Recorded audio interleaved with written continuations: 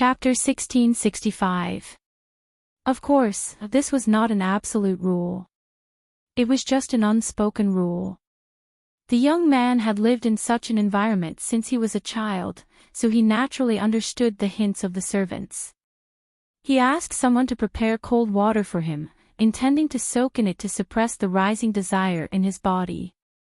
However, a basin of cold water was not enough. He could not calm down no matter how he tossed and turned. Instead, he was so hot that his whole body was restless. The young man's body was the most sensitive. The tide of passion came violently and violently. The more he endured, the more pain he felt. This was not the way to go on. The young man's whole body was hot, and his consciousness was a little blurred. He seemed to vaguely hear the creaking sound of the wooden door being opened. "Who is it?" the young man shouted in a daze. The person's footsteps were light. As the person approached, a delicate fragrance that almost made him lose his mind surrounded him. The young man opened his eyes to look, but a soft and fragrant hand covered his eyes, making him see darkness. "Lang Jun," faintly, the person's sweet voice sounded in his ears. His sensitive earlobe was sucked by the other person's hot and wet mouth. The young man could not bear it. He raised his hand and pushed the person away, pressing her to the ground. He looked closer and saw that the other person was wearing a thin veil. Her delicate outline was hidden behind the veil, faintly discernible. Only her eyes were clear and moving. The other person seemed to be frightened by his actions. She opened her mouth slightly and let out a short scream.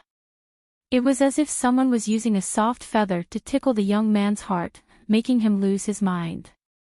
It was drizzling outside, but the passion in the room was intense. Not long after, there was a movement that made people blush. The young man, who was occupied by his instincts, did not notice that the person's lower abdomen was protruding, and she began to struggle and call for help. When the drizzle outside stopped, the passion in the room also came to an end. The sunset outside added a bit of a ghost. The young man woke up from his sleep and got up in a daze. He keenly noticed that something was wrong. There was another person's breathing next to him. He turned his head and saw a woman with a protruding lower abdomen and tearful cheeks lying next to him. At first glance, this person's profile was slightly familiar. The young man's memories before he fell asleep quickly came back, and the memory of the passion also flashed in front of his eyes.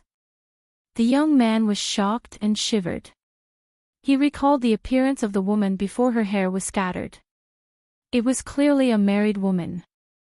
Then he looked at her lower abdomen. The youth's face was like an overturned palette with all kinds of colors.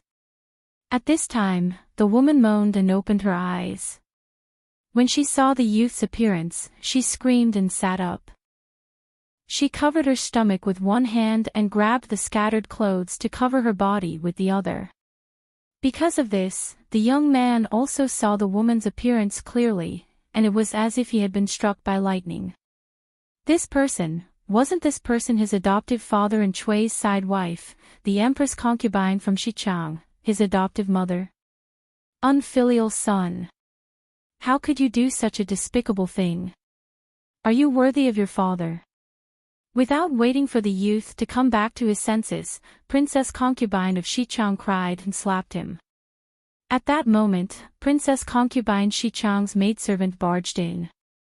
She was scared out of her wits by the situation. Anyone with a discerning eye would know what had happened to the two people in the room. One was Chui's concubine, and she was pregnant. The other was Chui's adopted son, currently the rightful heir. These two were mother and son in name, but now they were actually together. Princess Concubine Xichang was in so much pain that she wanted to die. Her hair was messy, and her exposed skin was bruised. It was obvious that she had been forced by her stepson. Because of the maidservant, the youth did not even have the chance to make up for it. There was only one thought in his mind: it's over. Ah! My stomach. Princess concubine clutched her stomach, her face pale. Both the maidservant and the youth were scared out of their wits. The maidservant hurriedly wanted to find someone to take a look at Princess concubine and protect the child in her womb. Nothing could happen to her. The scene was in chaos. The youth's servants had also been attracted by the maidservant's movements. Looking at the chaotic scene, the youth realized that he had missed a great opportunity to salvage the situation. If people knew that he had sex with his father's concubine, and that he had clearly forced himself on her while drunk, he would definitely be finished. Even if he was innocent. At that moment, the youth had already realized that this was a plot against him. He had fallen into someone's trap. Unfortunately, there were witnesses and material evidence. Even if he had mouths all over his body, he could not clear his name. At that moment, if the youth had half the decisiveness and viciousness of the mentally ill Hua Yuan, he could have killed Princess concubine Xichang and her maidservants. Then, he could come up with an excuse. As long as there was no evidence, no one would know what he had done to Princess concubine Xichang. Although the servants knew, they were all the youth's people, so it was easy to clean them up. However, the youth was not Hua Yuan. He did not have the decisiveness to grasp this last opportunity. The price was that this matter would reach his master, Hua Yuan. If Hua Yuan knew, that meant that his adoptive father, Enchanting, would know sooner or later. Sir, this student is really innocent. The youth could not defend himself. He could only hope that Hua Yuan would believe him. Hua Yuan said angrily, innocent. Bullying a concubine's mother is innocent? How many people saw what you did? The youth's face was pale. Hua Yuan said, I've already dealt with most of the blabbermouths who knew. This matter should be handled by the Lord herself. The youth panicked when he heard this. If Enchanting knew, he would definitely die. Sir, why won't you listen to me? You raised me personally. How can you not know what kind of person I am? How can your student be worse than a beast? The youth knelt on the ground and cried. This student was really set up. That pot of wine was drugged by the lowly servant in the backyard. Also, the concubine mother appeared at a very suspicious time. It must have been her. You're so stupid. Hua Yuan rebuked him angrily. She is pregnant with the Lord's son. Even if she sees you as a thorn in her side, she has to wait until after the baby is born. What benefit does she get from setting you up now? But because of you, the fetus in her womb is showing signs of instability. If it weren't for the doctor's superb medical skills and her good foundation, this fetus would definitely not be able to survive. Anyone with a discerning eye can see that no matter who schemes against you, she would never scheme against you. Not only can you not get away with this excuse, you even have a guilty conscience. The youth had already lost his mind. His mind was a mess, and he trembled all over. Hua Yuan said, your attendants said that they heard a woman crying for help in the room. They went up to investigate but were scolded by you. There are witnesses and material evidence. How do you expect me to believe your words? Did you bully your concubine mother after drinking or were you set up? What I think is not important. What's important is what outsiders think and what the Lord thinks. I will tell the Lord the truth and see what the Lord decides. The youth's lips turned pale. Sir. Father, will never forgive this student. I don't want to die yet. Chapter 1666. Because of Hua Yuan's refusal, the youth could only leave anxiously. Before he left, he even looked back 3 times. Hua Yuan watched him leave but said nothing. His expression was solemn. The youth could only give up for now. Sir, what should we do now? Xichang's Empress concubine thought that Hua Yuan would poison the youth to death quickly.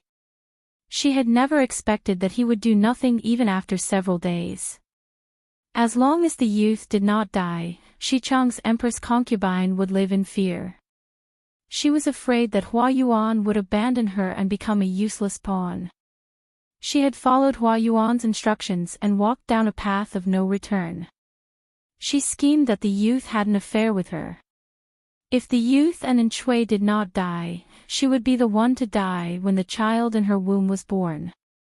With Enchui's temperament, how could he tolerate his concubine being tainted by an adopted son?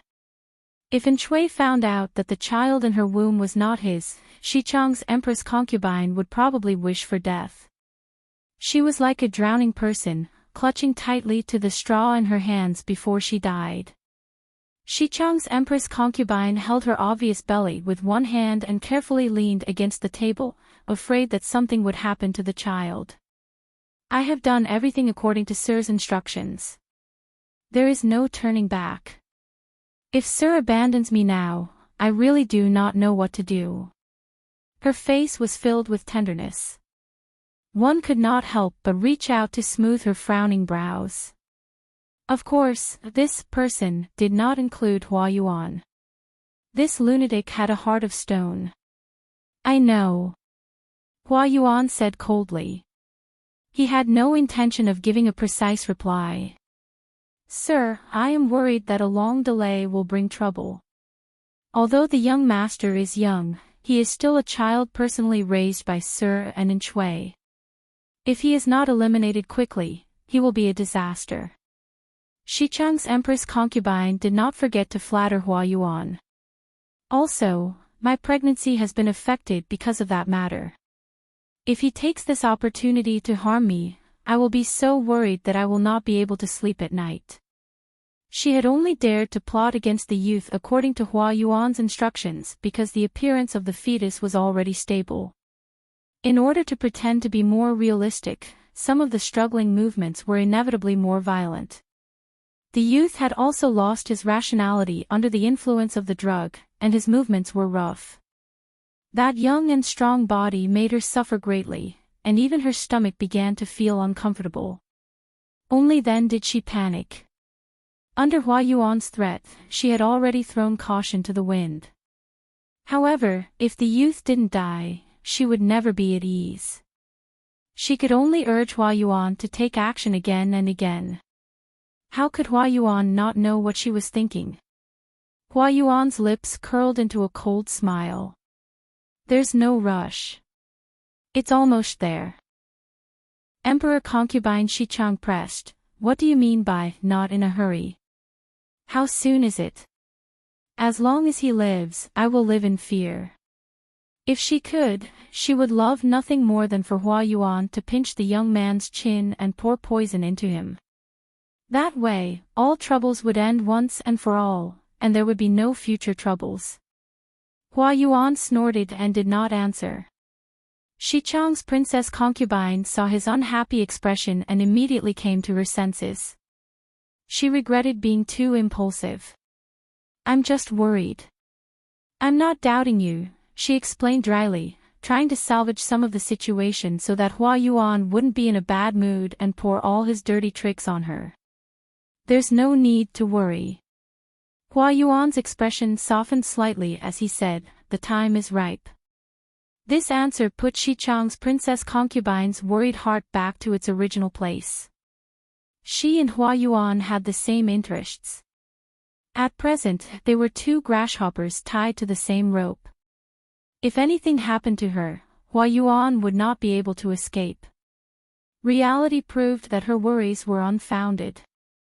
Hua Yuan, that maniac, would definitely be able to scheme against anyone. The young man was still too young. In terms of skill and scheming, how could he compare to the scheming and maniac Hua Yuan?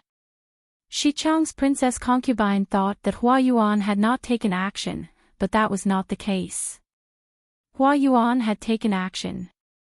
However, he did not harm the young man's body, but his mind. He suppressed his will and destroyed his psychological defenses, forcing the young man to lose all will to live in his panic. Finally, he consumed the poison that Hua Yuan had gotten someone to deliver to the young man. On this day, the night was dark. The moon was hidden behind the dark clouds, and the stars were dim.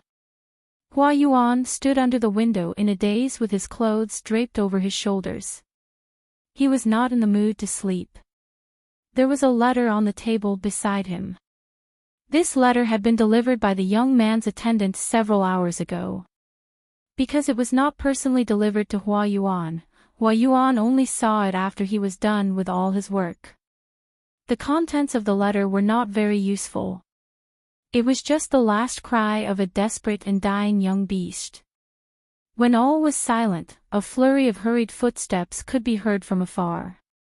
When the other person ran closer, Hua Yuan could still hear the other person's heavy breathing. He looked at the approaching person with an indifferent expression, his brows slightly furrowed. Hua Yuan asked unhappily, "What's the matter?" The servants in the residence were all well-mannered. They served Hua Yuan carefully and would not run loudly under normal circumstances. However, at this moment, they did not care about the rules. One could imagine how sensational the news brought by the servant was. Master, something bad has happened." The servant caught his breath and said breathlessly, "The young master is dead." "Dead?" "Yes, the news just came. The young master committed suicide by ingesting poison. He's already gone." The servant trembled as he finished speaking. His eyes stared unblinkingly at Hua Yuan. His muscles tensed as he moved forward to catch the grieving Hua Yuan. Unexpectedly, Hua Yuan's reaction was beyond the servant's expectations. He thought that based on the deep relationship between Hua Yuan and the young master, even if he did not faint from grief, he would be horrified upon hearing this. However, Hua Yuan's expression did not change at all. It was as if the one who died was not his student, but an insignificant child beggar. He did not even ask how he died. It was as if Hua Yuan had already expected this and had been waiting for this news to come. The servant was frightened by his own guess. He hurriedly lowered his head, afraid that Hua Yuan would see an expression that he should not have. "I already know. You may leave and prepare the clothes." The young man's death was no different from an earthquake to others, but it was within Hua Yuan's expectations. His indifferent gaze turned to the letter on the table, and the corners of his lips curled up in silent mockery. Stupid. This was Hua Yuan's evaluation of the young man's death. If he was not stupid and weak, how could the young man not know who the real person was? Before he died, he even wrote to him. His words were sincere and every sentence was filled with remorse. He said that he had let down Hua Yuan's many years of teaching. Now that he was gone, he asked him not to grieve for an incompetent and unfilial student. The victim's suicide note to the murderer was so sincere. It was really ridiculous. He's destined not to live. It's clean now that he's gone. Hua Yuan felt a little regretful. The young man was taught by Hua Yuan, but his ambition was not big enough. Chapter 1667. Without Princess Xichang, Enchui would not kill the youth immediately out of consideration for the greater good. Because Enchui needed a stable heir. If the youth lay low, he might have a chance to make a comeback in the future. Unfortunately, he was still too young. Faced with such mental pressure, the only way he could think of was to commit suicide. When Hua Yuan arrived, the youth's corpse had already been put away. He had changed into clean clothes and had light makeup on his face. Now that his eyes were closed, he did not look like he was dead, but more like he had fallen asleep. When the sun rose, he would open his pure and lively eyes, and Chui's officials who were guarding the rear crawled out of bed when they heard the news. Who killed young master? A hot-tempered old official dressed in plain clothes with a white belt around his waist rushed over with a murderous aura. The moment he arrived, he stared fiercely at Princess Xichang. Could it be you, Vixen? The old official had heard of the scandal a while ago, but he would not abandon the young master he had watched grow up for a fallen country's concubine. Even if it was a scandal, it was the woman's fault. Abandoning Princess Xichang to protect the young master was a matter of course in his eyes.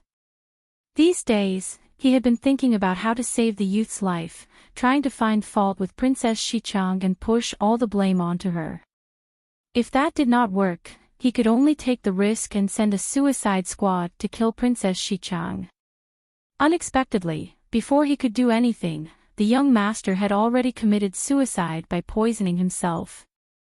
Looking at the youth lying on the bed and seeing that his chest was no longer heaving, he immediately felt sorrow. Princess Xichang saw the old official draw his sword and was about to kill her. She was so frightened that her face paled and she screamed.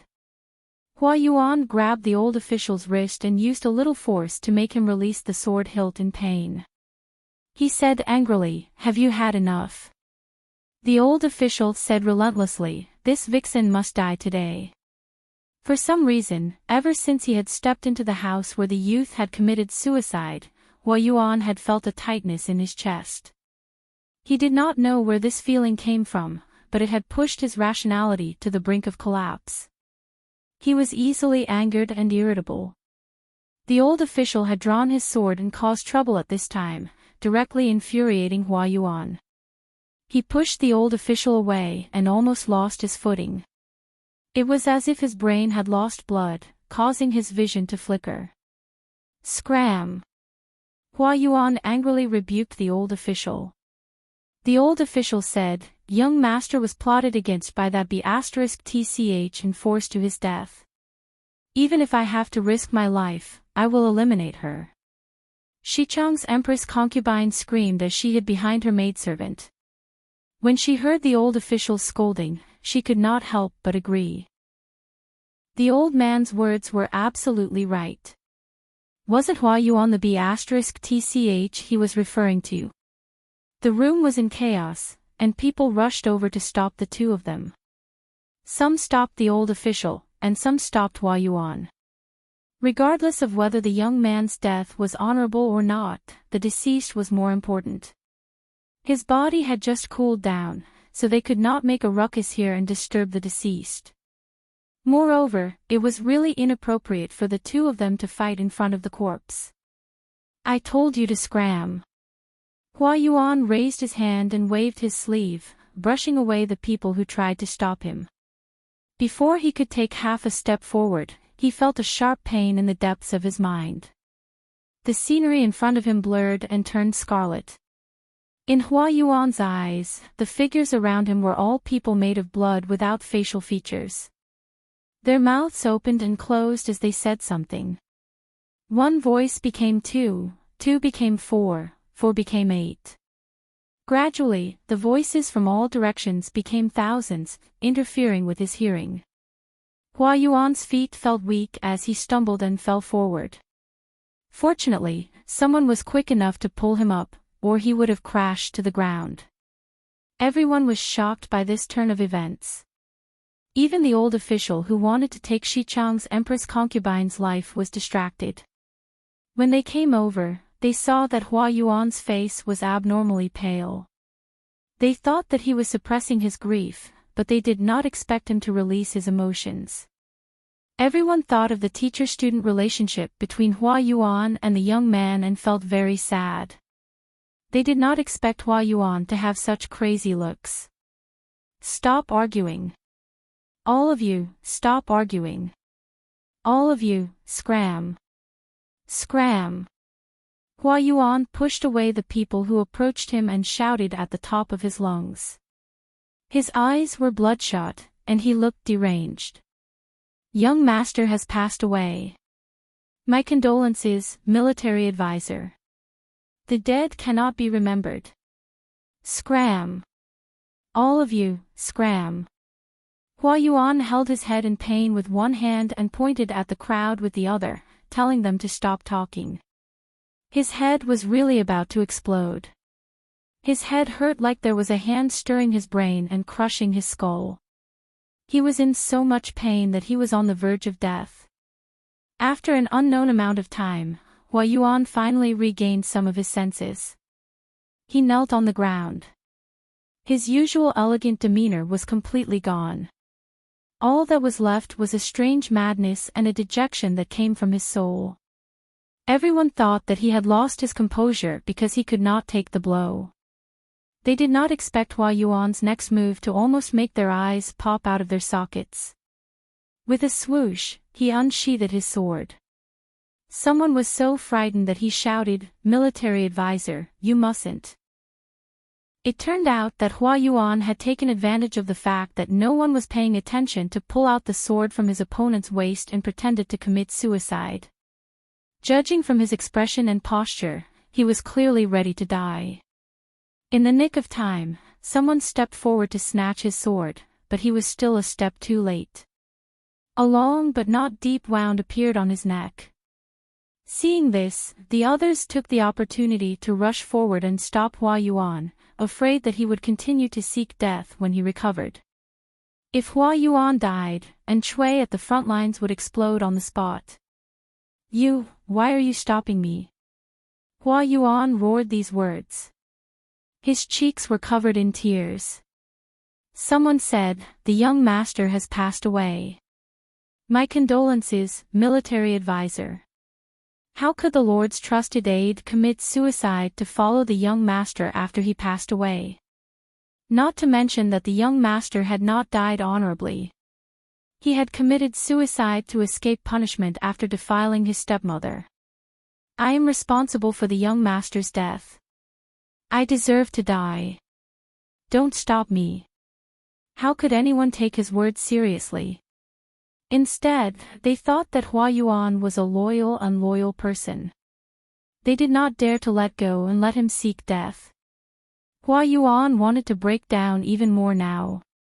He was the one who had caused the death of his student.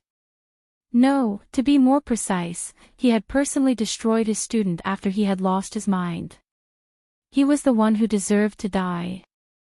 Hua Yuan did not expect that he had lost his mind to be this serious. The last person to appear had killed the other people in a deranged manner. If not for the fact that Hua Yuan's true body was special and could not be erased or replaced, he would probably have died. He had been in a daze previously.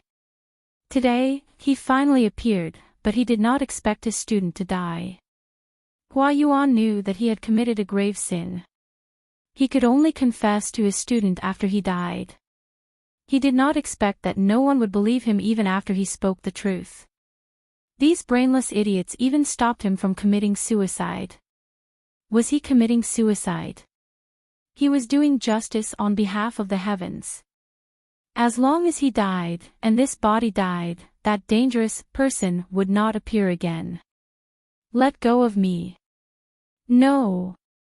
Military advisor, you must calm down." "Military advisor, we are also very sad that the young master has died.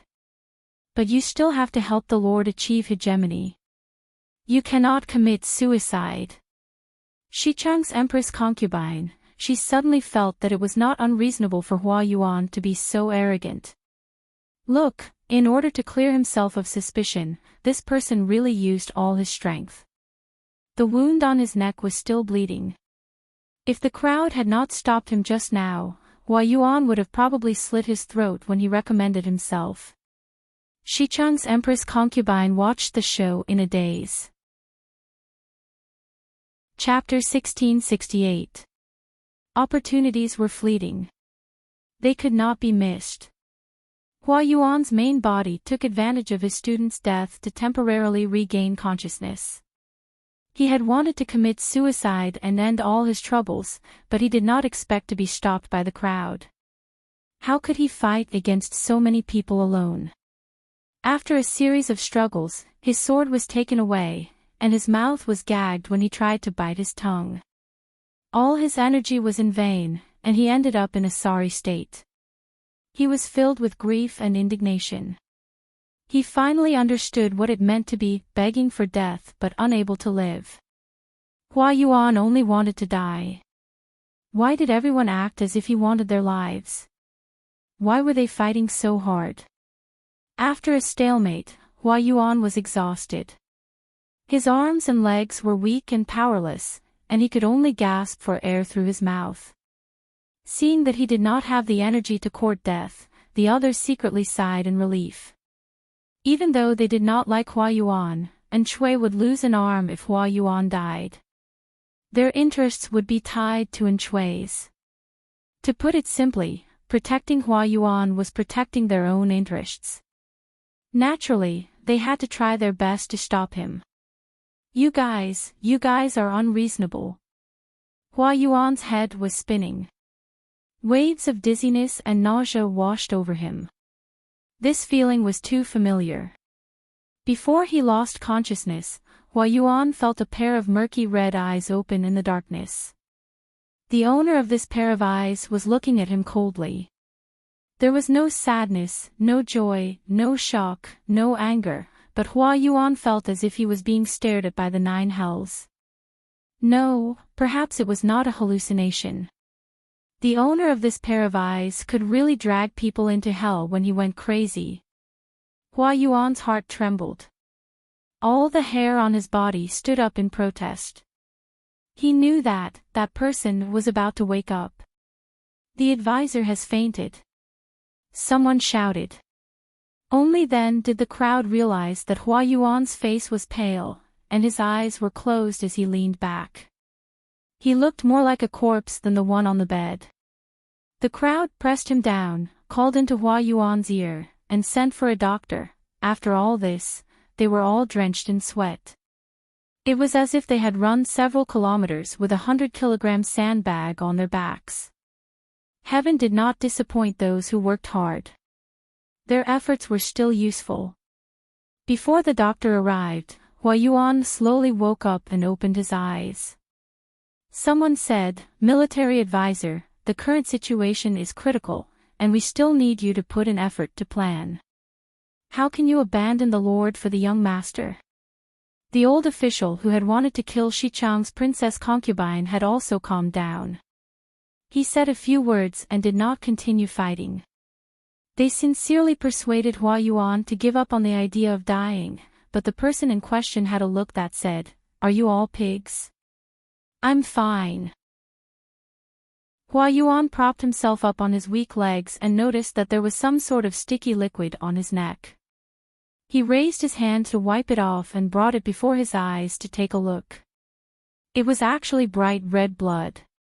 He curled the corners of his lips mockingly and said indifferently, "The young master has just passed away. Prepare the funeral rites and send someone to inform the Lord. The cause of young master's death is not honorable. To the public, we will say that he suddenly died of a serious illness." When everyone saw that Hua Yuan had regained his composure, they could not help but feel relieved. Even if Hua Yuan's expression was deathly still, it was still better than drawing his sword and seeking death at the slightest provocation. As long as he didn't want to kill himself and sacrifice himself for his master, everything was fine.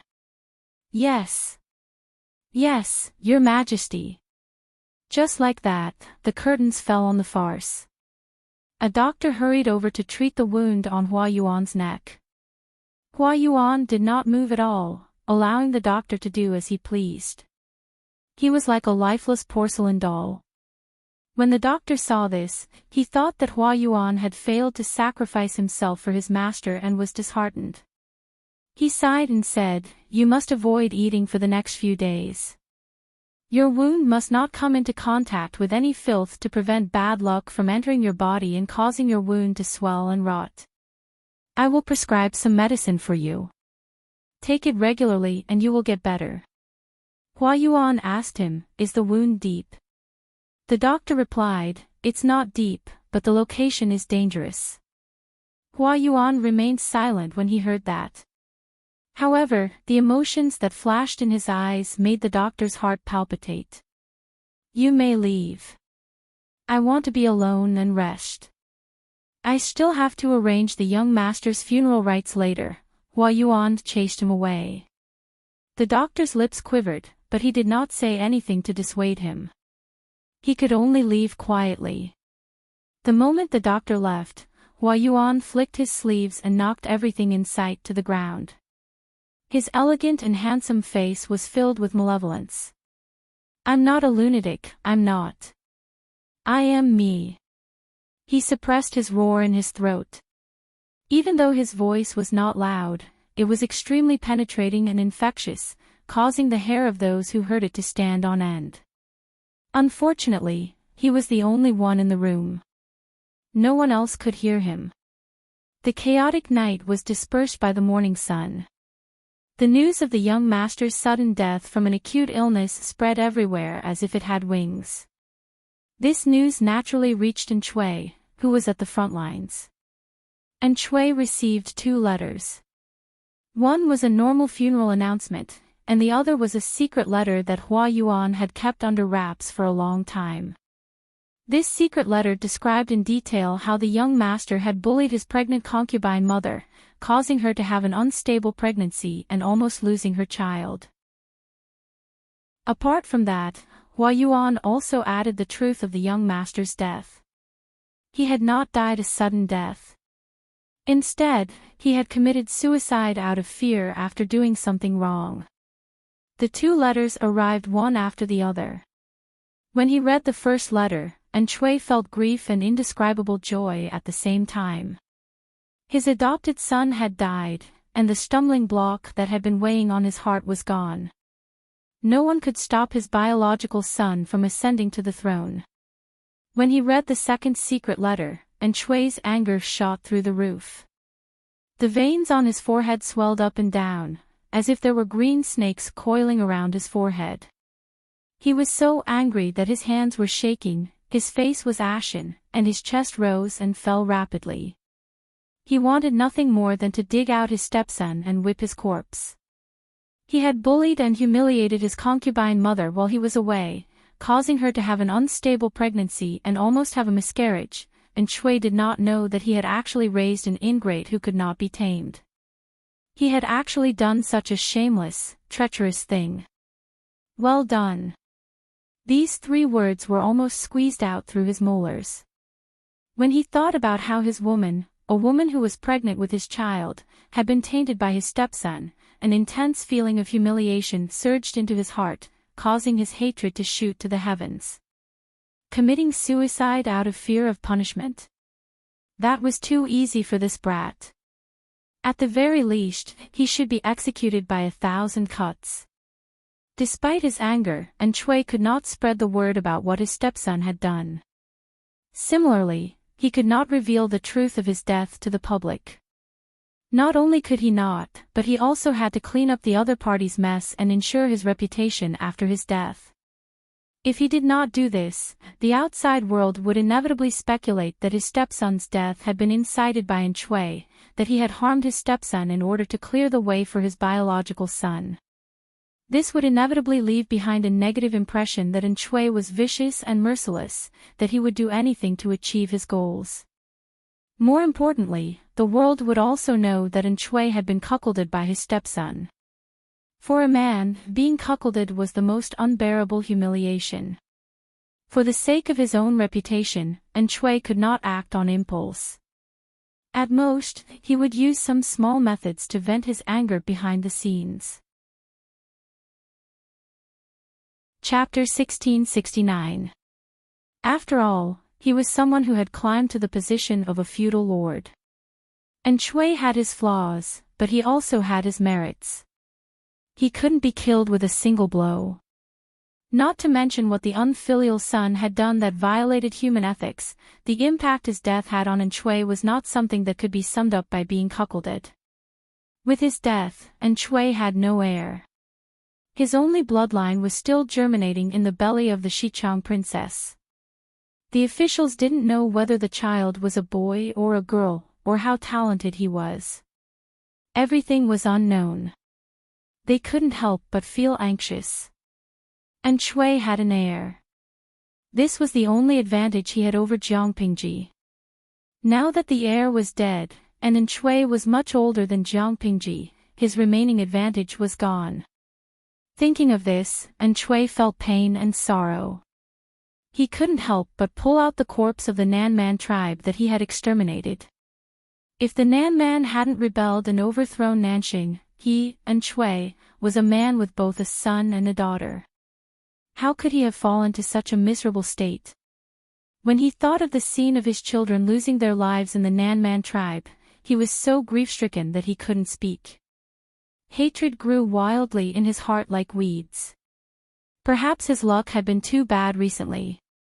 Bad things happened to Enchui one after another. First, 200,000 dawn of rations were plundered by Jiang Pingji.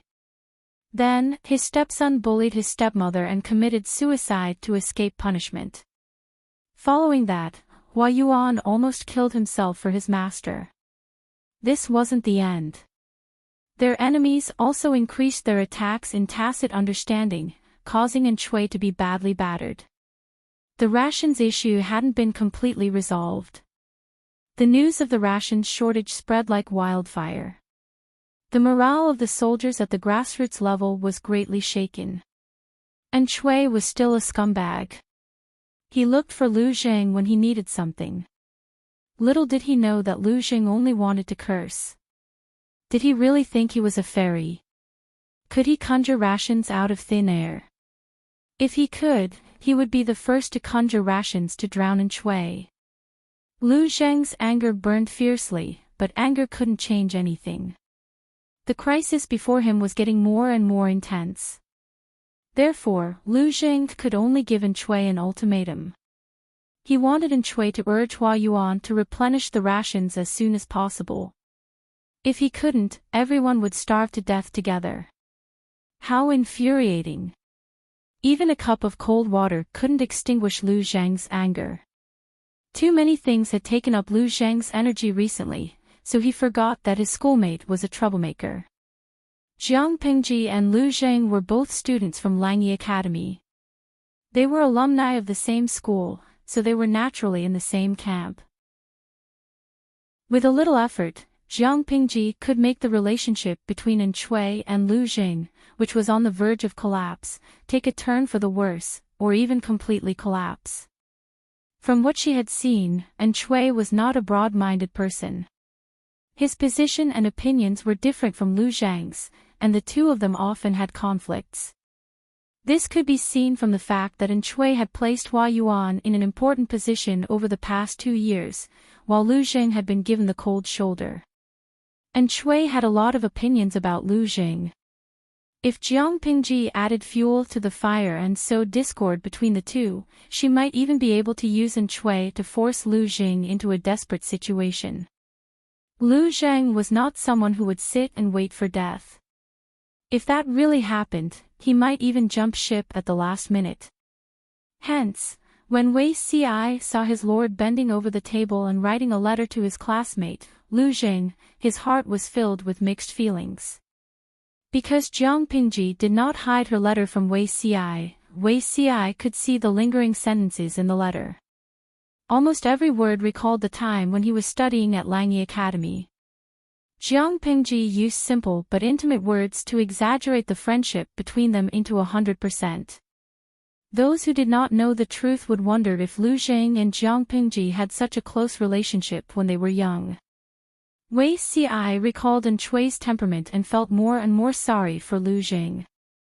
How many lifetimes of bad luck did this man have to have a lord like Enchui and an opponent like Jiang Pingji? Oh! Before he sympathized with Enchui, Wei Ci also had to sympathize with himself in his previous life. He and Lu Zheng were in the same boat. Based on Xiaoyin's temperament, it's impossible for him to accept my lord's invitation. Wei Ci could not help but remind him. Lu Zheng was a petty and vengeful fellow. She had offended him greatly, so it would not be easy to recruit him in the future. Enchui's temperament is very different from Lu Zheng's. The two of them are not on the same path. Even if my lord did not interfere, sooner or later, there would be discord between them. Why did my lord go through all this trouble?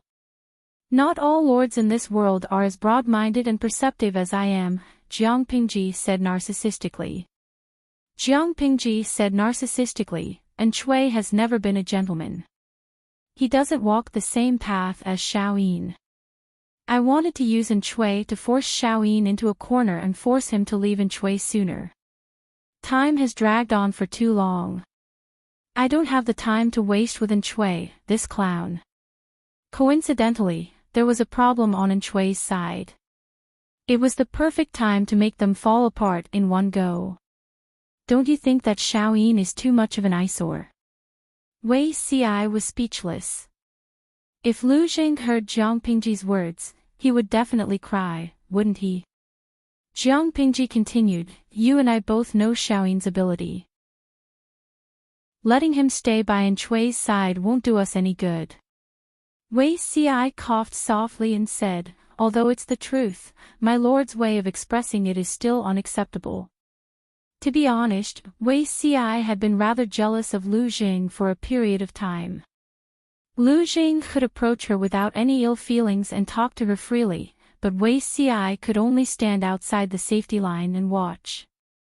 He could only experience all kinds of bitterness on his own. No one could confide in him. Jiang Pingji didn't know what Wei Ci was thinking about. She only smiled and said, there's only Zi Xiao by my side. Xiaoyin isn't here. Can you still repeat what he said?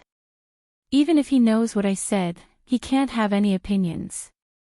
In the future, I will be his master and he will be my subject. Wei Ci said, this is a good ending. In the previous life, Lu Zheng's ending was too tragic. If this life was perfect, it could make up for the regrets of the previous life. If Lu Zheng knew about the conversation between the adulterous couple, he would most likely be so angry that he would jump up in rage. Was there anyone more shameless than them in this world? As it turned out, there wasn't. Jiang Pingji was a textbook scoundrel. No one could compare to her. When Lu Jing saw the letter that Jiang Pingji had written for him appear in Enchui's hands, there was only one thought in his mind. That bastard was up to mischief again. It wasn't that Jiang Pingji hadn't written letters to Lu Jing before. Not only did she write them herself, but she also sent Fang Ji to persuade him. Unfortunately, Lu Zheng's beliefs were firm and unwavering. This time, Jiang Pingji gave him a strong dose of medicine. The contents of the letter were as ambiguous as one could imagine. More importantly, this letter appeared when Enchui had just suffered a defeat. Enchui's expression was as solemn as ink. Does Xiaoyin have any explanation? Faced with Enchui's questioning, Lu Zheng was furious. It's just a clumsy method of sowing discord. It's not like it hasn't happened in the past. Is my lord going to doubt my loyalty based on this alone? Lu Jing couldn't be bothered to defend himself. Every time Enchui doubted him, his good impression of Enchui wore away. Chapter 1670. In the face of Enchui's calm questioning, Lu Zheng's reaction seemed to have a deeper meaning. Why didn't he confess to Enchui that Fang Ji had come to lobby him? Did Enchui really not know? When Fang Ji had come, Lu Zheng had still been thrown to the side by Enchui. Was he crazy or stupid? Why did he confess? Lu Zheng looked at his lord calmly. He had put in years of effort and energy for this man, trying his best to maintain this relationship between the lord and his subject. In the end, all he got in return was vigilance, suspicion, and suppression. Lu Zheng was already in this state. How could he prove his loyalty? Did he really have to imitate his predecessors and stab a dagger into his heart, dig it out, and let Enchui take a look? Ha, ridiculous. Enchui attracted most of the attention. The real culprit, Jiang Pingji, was not so annoying. Fang Ji was my classmate and friend when I was young. He had a personal relationship with Lu Shi. He didn't serve Lu Shi. At most, it was a personal relationship. I didn't say anything about Fang Ji because I didn't want my lord to misunderstand and hurt Fang Ji. Up to this point, Lu Zheng was still calm and composed. He wasn't embarrassed or flustered at all after being exposed. He was even calm and composed enough to speak frankly with assurance and composure in front of Enchui. He enunciated each and every word to excuse himself. Moreover, I've never intentionally concealed the matter regarding Feng Ji. My lord doesn't trust me, but can you not trust Hua Yuan? He knows about Feng Ji, but he didn't tell you. Why doesn't my lord think about it? Lu Jing couldn't help but mock himself when he said this. He and Hua Yuan didn't get along, but now he had to use him as a shield to dispel Enchui's suspicions. It was really ridiculous. He knows that Feng Ji came to you. Enchui frowned slightly. He hadn't expected Hua Yuan to be involved. Lu Jing nodded. Yes. When Hua Yuan went to the manor, Feng Ji was still there, but he didn't say anything. Hua Yuan was a good shield. Indeed, most of Enchui's suspicions were dispelled. His original thoughts began to waver. Enchui's expression softened, but Lu Jing couldn't help but close his eyes. He didn't want to see Enchui's reaction. He didn't want Enchui to see his disappointment. Enchui muttered to himself, why didn't he tell me? Perhaps he thinks that Feng Ji is harmless, or perhaps he thinks that my loyalty to you is unquestionable, or perhaps he thinks that this is something that can be used against me in the future. As Lu Jing spoke, the mockery on his face intensified. Which one does my lord think it is? Lu Zheng's question was rather blunt, and he even seemed to be reprimanding Enchui to his face. Hearing this, Enchui was secretly dissatisfied. Shaoyin, are you blaming me? Enchui asked despite knowing the answer. Hearing this, Lu Jing sneered inwardly. Complain. He, Lu Jing, had suffered so many grievances, but in Enchui's eyes, they were merely complaints. He now regretted his blindness back then.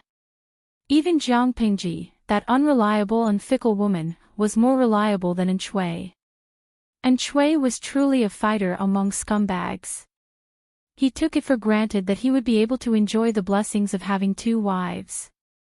With his left arm around Hua Yuan and his right arm around Lu Jing, the two strategists would hold hands and become good brothers. For his great cause, they would do their utmost until the day they die.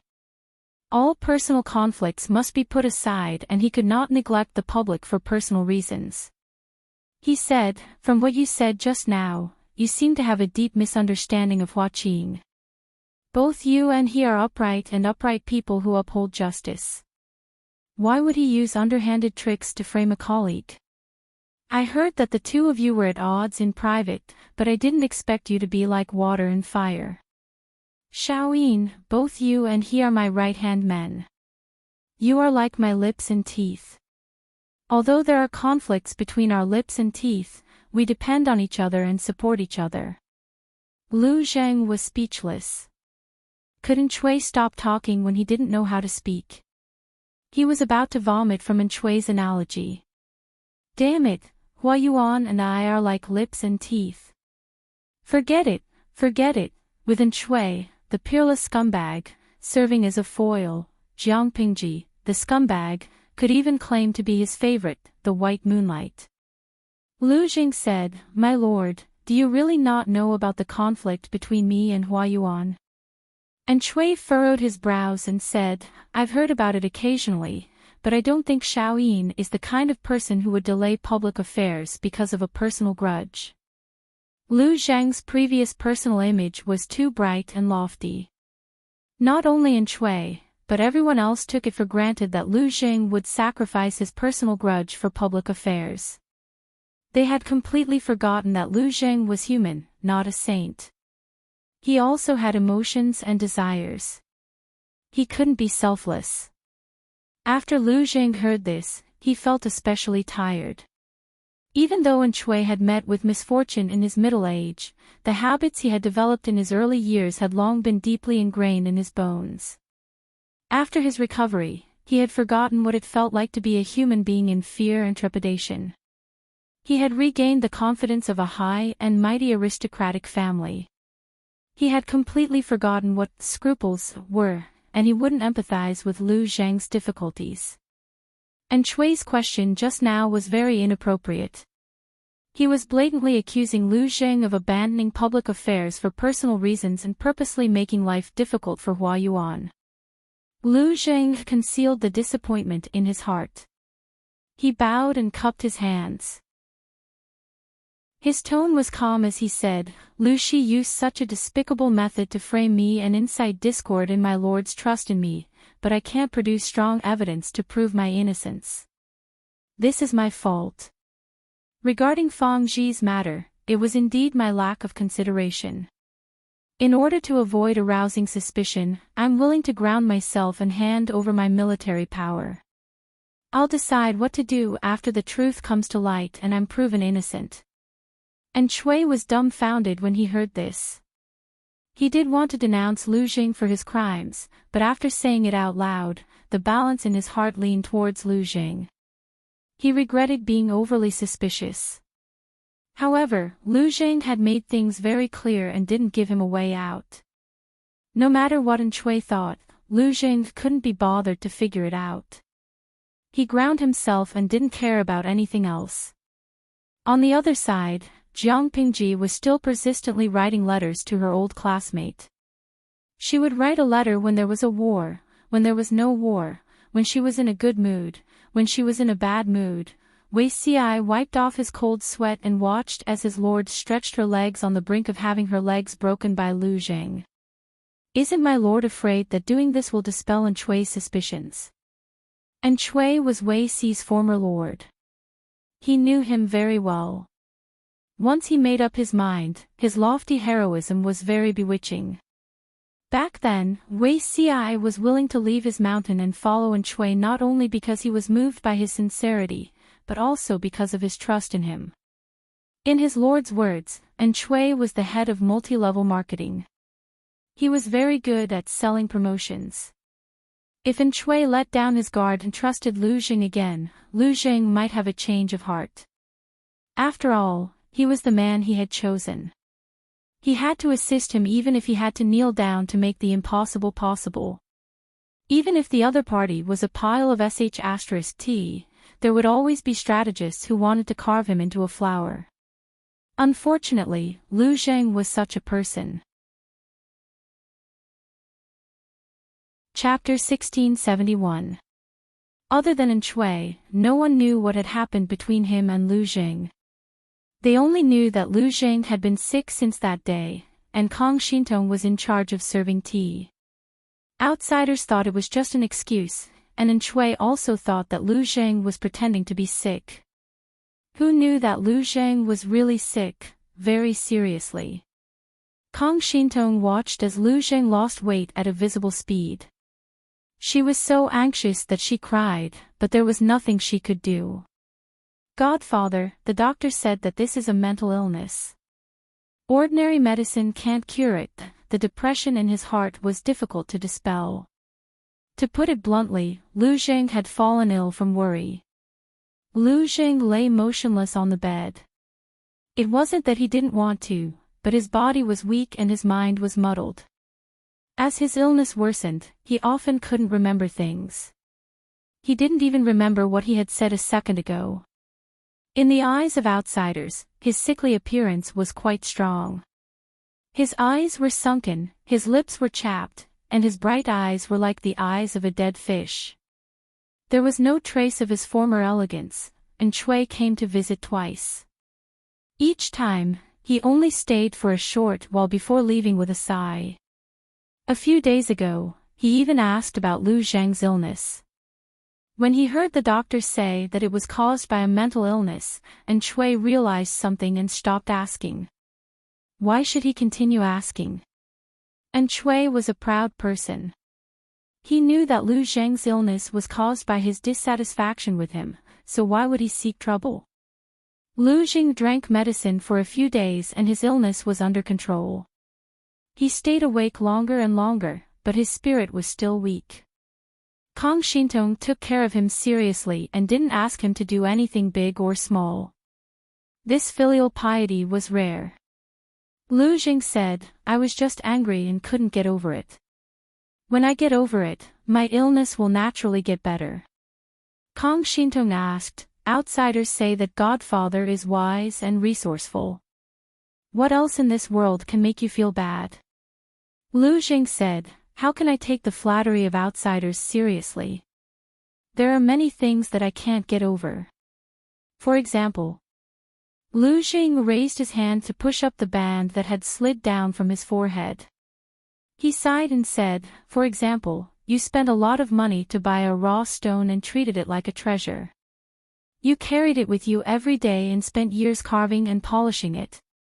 On the day you succeeded, you thought it would be the most dazzling jewel in the world, but someone told you that there were as many latrines as you wanted. Kong Shintong shivered. She felt that her foster father was scolding her.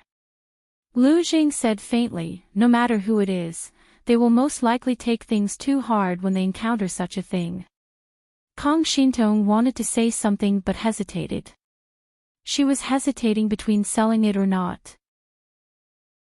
Your daughter feels that, since it's a stone from the latrine pit, it's filthy and dirty. Why not throw it away as soon as possible, lest it's an eyesore? Lu Jing said, I can't afford to lose this face. Kong Shintong, so foster father was suffering because he wanted to save face. Lu Jing said, Lu Shi to Zixiao, Wang Song to Yumo, Su Bei to Wenbin, and Chui to your father, Kong Shintong asked in an untimely manner. Lu Shi, Huang Song and Su Bei. I know who they are, but Zixiao, Yumo and Wenbin are, for example, and Chui and his adoptive father. Could it be that both of them had the relationship of ruler and subject? Lu Jing said, my fellow apprentices, the four of us are all disciples of Master Yuanjing. We will never forget Master Yuanjing's kindness in knowing and educating us.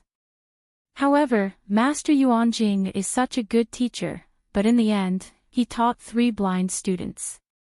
I'm ashamed to face Master Yuanjing.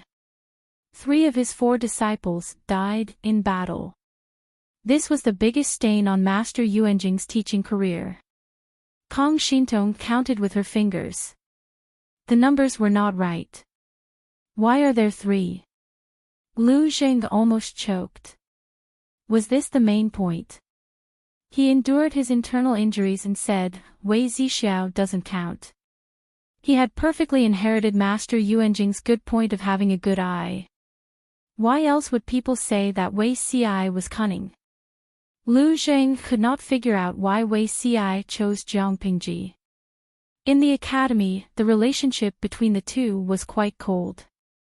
According to the news that Fang Ji brought, Jiang Pingji successfully had an affair with Wei Ci and ruined the most beautiful flower in Langyi Academy. What a beast! Oh!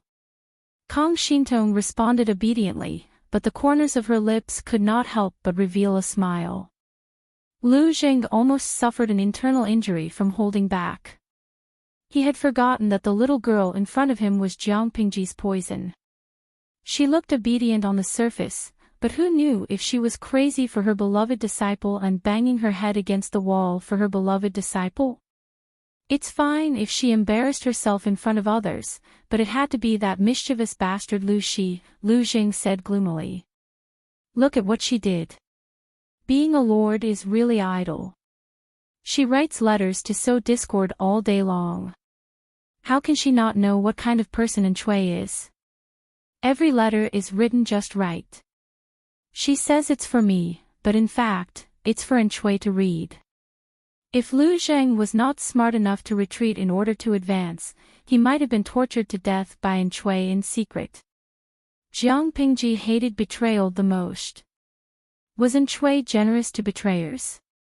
Kong Shintong said, then, what do we do now? Lu Jing said, let's take it one step at a time. Enchui's rear is going to be in great trouble. I'm afraid they will collapse. Kong Shintong was shocked. I'm slow-witted. I can't see where the trouble is. Lu Zheng reminded her of the key words. Rations. Rations. Kong Shintong repeated in a murmur.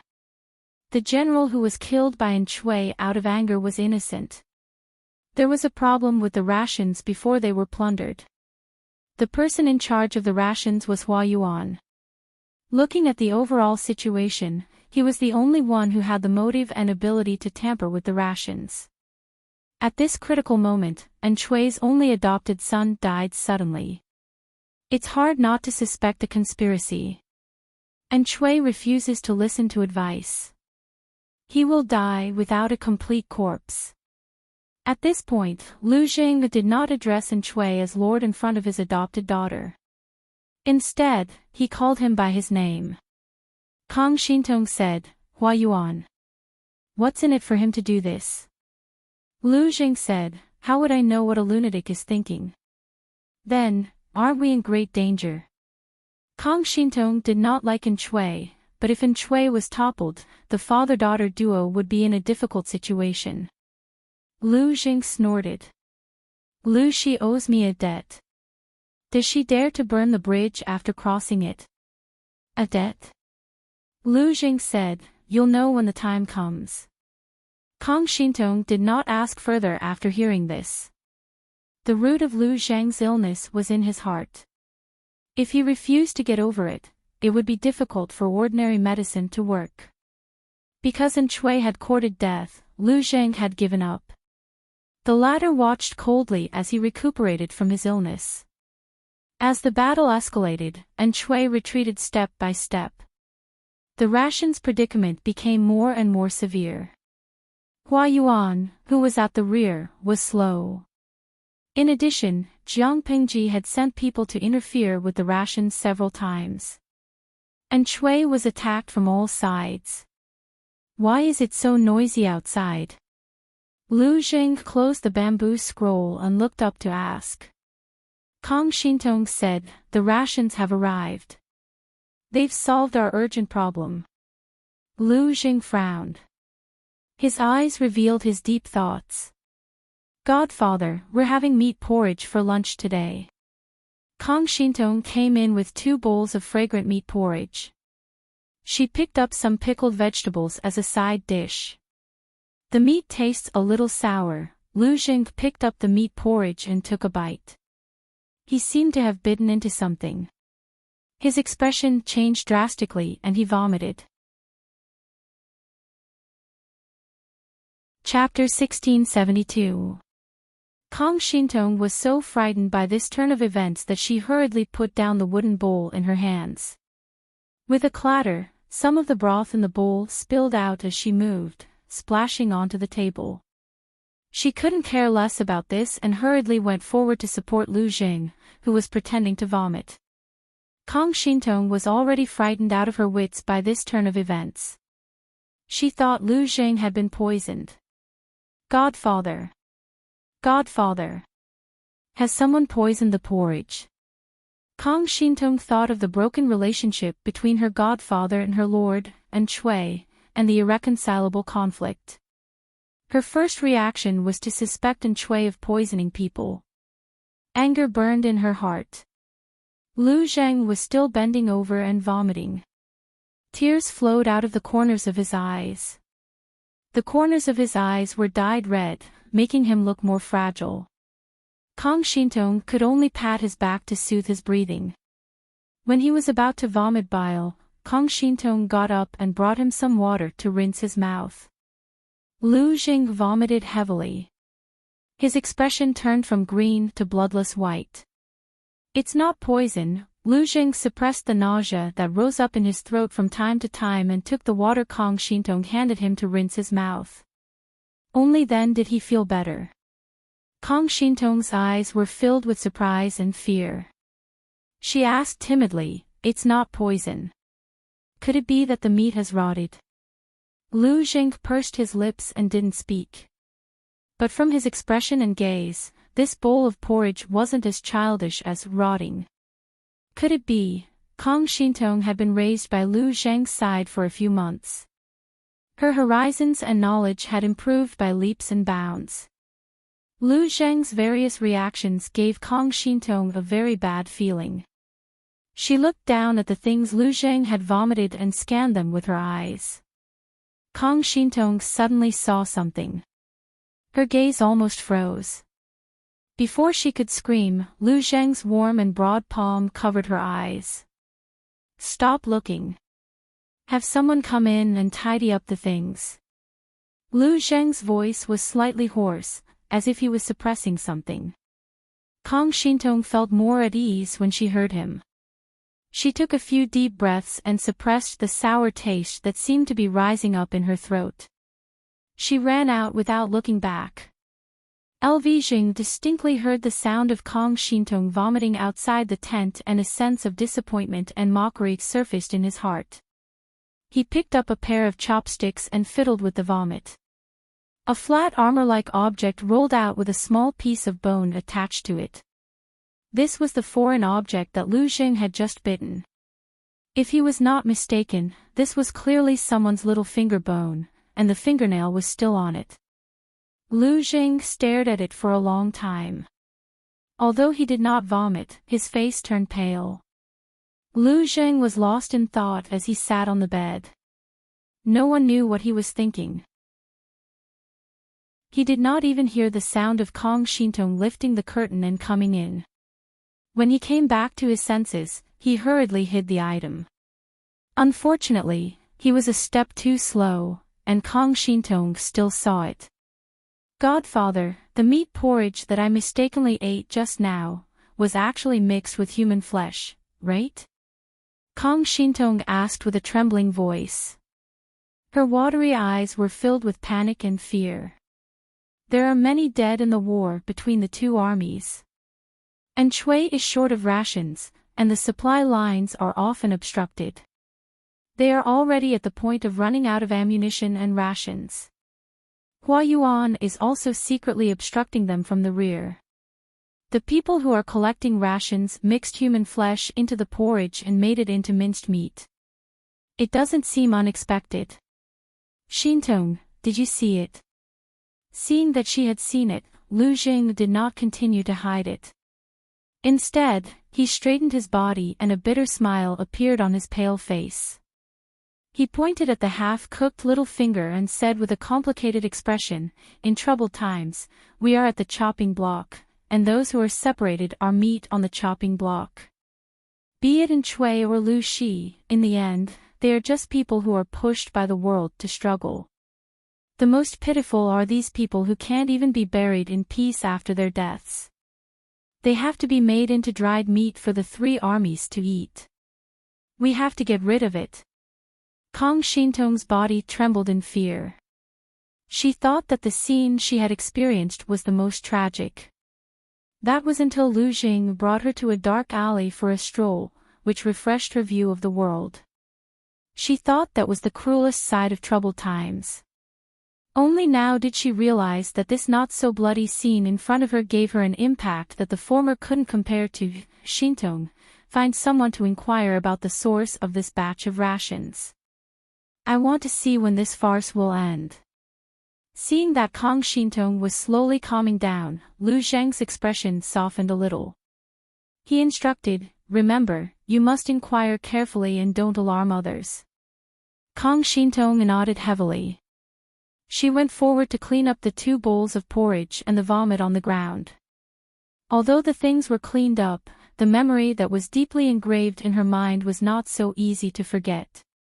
The more Kong Shintong didn't want to think about it, the more the little finger and the half-hanging nail swayed in front of her. It made her face pale and her spirit weak. After spending a lot of effort to inquire about the detailed information, Kong Shintong didn't delay and immediately informed Lu Jing. She repeated clearly, Godfather, I've inquired about the news. According to the rumor, Hua Yuan sent someone to inform us that the new rations will arrive in 3 days, but the army's rations are almost depleted. And Shui had no choice but to send people to the nearby towns to plunder the surplus rations of the commoners. Lu Jing sat on the bed with his clothes draped over his shoulders. He couldn't help but sneer. Ridiculous. Let's not talk about how many commoners there are in the nearby towns. Even if there were many commoners, the war last year affected the crops, and Lu Shi destroyed the spring plowing this year. The food stored in the commoners' homes isn't enough for them to last an entire year, much less the hundreds of thousands of soldiers under Enchui's command. Kong Shintong said, "In the end, we had to use extraordinary means to gather a batch of rations. If it's not enough, we have to make up for it with human breasts." Kong Shintong frowned when she said the word human breasts. She looked like she wanted to vomit.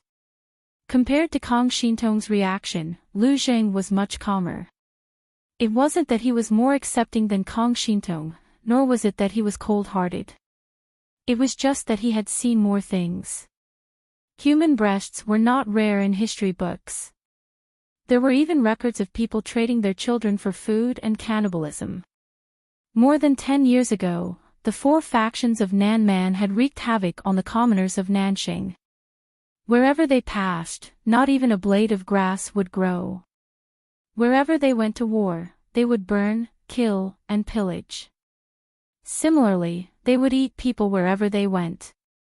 The allied army of Nanxing had conquered Nanman and plundered countless spoils of war.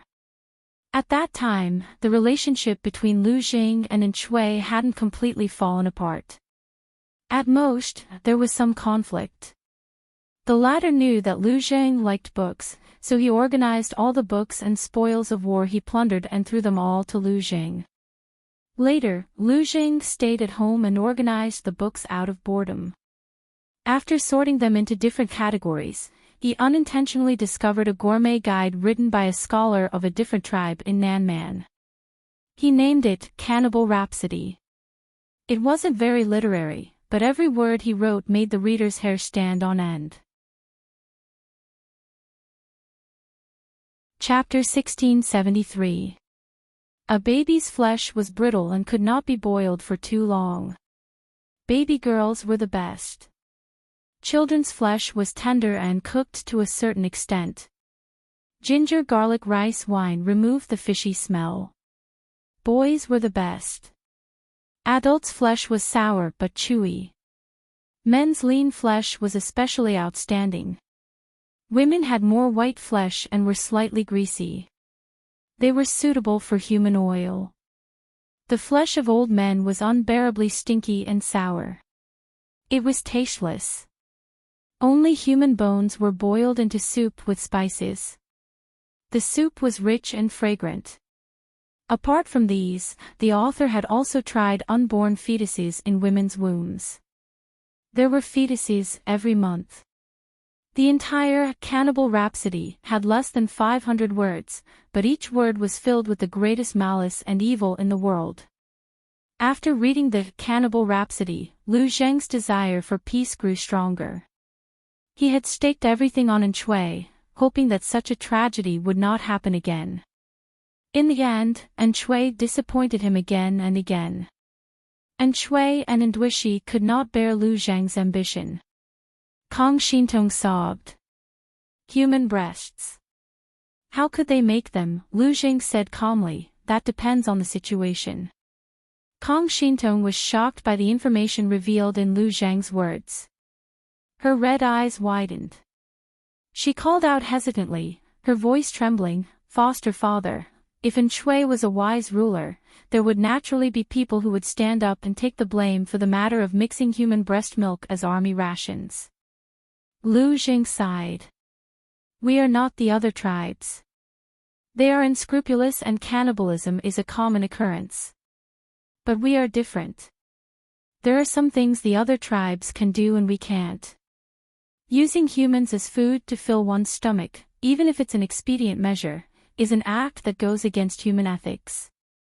It's extremely cruel. Not only will it be criticized by the world, but it will also be reviled by future generations. Even so, it depends on whether it's worth it. Kong Shintong's voice was as soft as a mosquito's. Foster father, you mean, Lu Zheng said, if we're really at the end of the line, Enchui is worthy of being reviled for generations. Human breasts are also worth it. He didn't care about using human breasts as army rations, but that Enchui wasn't worthy of others taking the blame for him. This was Lu Zheng's worldview. It wasn't just him, many strategists were the same. After Kong Shintong heard this, her body slightly trembled. It was unknown what kind of battle was going on in her heart. If you think it's cruel, wait until these matters are settled and you can stay in the inner courtyard until you are of age. I will find a good marriage for you. Lu Zheng's expression was calm as he said, Hua Yuan said that the provisions will arrive in 3 days, but this person's words cannot be trusted. He is not loyal to Enchui and even has the ambition to murder and replace him. 3 days later, the rations would still be nowhere to be seen. Lu Shi has secured his victory in advance. Even though Lu Jing thought it absurd, he had to admit that his classmate was more suitable than Enchui to be the ruler of the world. It was time for this dispute to come to an end. Kong Shintong said, Will foster father turn to Duke Lanting in the future? That's right, she cares a lot about him. Value? It was hard to say. Lu Shi's personality was hard to predict. It would not be an exaggeration to say that she was moody and temperamental. She had tried to recruit him time and time again, but each time, she had tried to sow discord and scheme. Who knew what her true intentions were? Was she really trying to recruit him or was she just putting on a show? Lu Zheng was a sensible person, but he also thought too much. It was easy for him to get into a dead end. He continued, however, I'm not senior brother Qing Yumo. If Enchui really loses, he'll lay low for a while. He'll most likely make use of his relationship with Langyi Academy to become an official again. Qing Yumo. The senior brother that foster father mentioned before. Lu Jing said, he is a gentleman. His temperament is different from mine and he is more thorough in his thinking. He is good in every way except for one thing. He is too selfless. Ever since Huang Song was defeated, there was no news of Yumo and he stayed at home. Of course, he did not choose Huang Song. He considered many things, mainly for his senior brothers and Master Yuanjing. He did not want to implicate them. Kong Shintong did not understand. How can it be implicated? Lu Jing said, if you carefully observe the officials under Lu Shi's tent, you will find out how powerful Langyi Academy is. Duke Lanting may not care about this. It doesn't matter if there is one more or one less. Kong Shintong thought that her idol would not be so narrow-minded. She doesn't care, but Yumo won't. The other people from Langyi Academy won't either, Lu Jing said helplessly. There are few gentlemen in the world, but there are many petty people. Langyi Academy is not a pure land. Master Yuanjing cannot guarantee that the students he teaches will be decent gentlemen. There will always be people who rely on their relationship with Langyi Academy and do whatever it takes to climb up. This is not what the teacher and senior brothers want to see. But they can only restrain themselves and not others. The more Kong Shintong listened, the more she felt that something was wrong. If Lu Jing thought that Qing Jing, who avoided arousing suspicion, was a gentleman, did he not consider himself a villain? Qing Jing chose to avoid arousing suspicion, but Lu Jing said he wanted to become an official, foster father. Lu Jing said, everyone's choice is different. There is nothing to criticize as long as you have a clear conscience. Kong Shintong also said, if so, I am also willing to follow you. I will never be a bird in the inner chamber. Lu Zhang's lips curled up into a faint smile. Good. Because of the human breast, Kong Shintong and Lu Jing did not have the appetite to eat that day. They could not stop the soldiers from eating this batch of provisions. They could only guarantee that they would not eat it. Tomorrow, I will find an excuse to take you out of the military camp, and Chui was destined to kneel, either in the hands of Zhang Pingji or Hua Yuan. Lu Jing did not want to be buried with him. Besides, the provisions of the military camp could not last for 2 or 3 days. After the ammunition and provisions were exhausted, and Chui might not be able to control the situation. Lu Jing cherished his life. He did not want to die before he saw the world at peace. Kang Shintong nodded. She raised her hand and soaked the hard flatbread in the hot soup. Otherwise, she could not bite it at all. Lu Zheng ate 2 bites and put it down. He let Kang Shintong eat the rest. Just as Lu Zheng had expected, the provisions promised by Hua Yuan did not arrive. Everyone raised their heads in anticipation, but they did not see the grain team. The people sent to receive the grain team fell into the enemy's ambush. The enemy gave them a head-on blow. They were beaten until they did not know which way was north. When Yin Chui received the news, he was so angry that he fainted. The main culprit, Li Yun, led the soldiers in his tent back to the camp happily. He thought that this was an ordinary meritorious service. He did not expect that his lord would give him a great merit. The enemy's scale was not large, and their combat power was not strong. Li Yun was practically suppressing them without any pressure. He did not expect that he would make a great contribution. Chapter 1674. Faced with Li Yun's question, Jiang Pingji remained silent for a second. Neither. No. Li Yun was even more puzzled.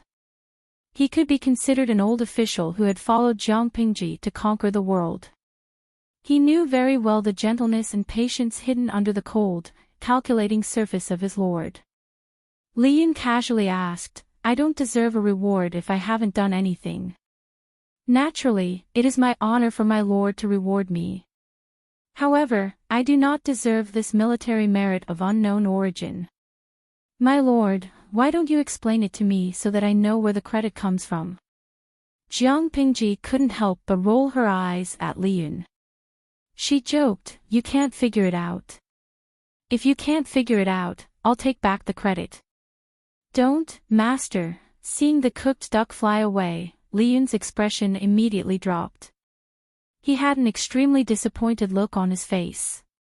Jiang Pingji didn't have to look to know that the bullet screen in the streaming room would be full of "Little Angel Han Mei touch me, little Angel Han Mei don't cry, ow ow ow, how can a little angel be so cute, streamer, I advise you to be kind, don't bully my little angel."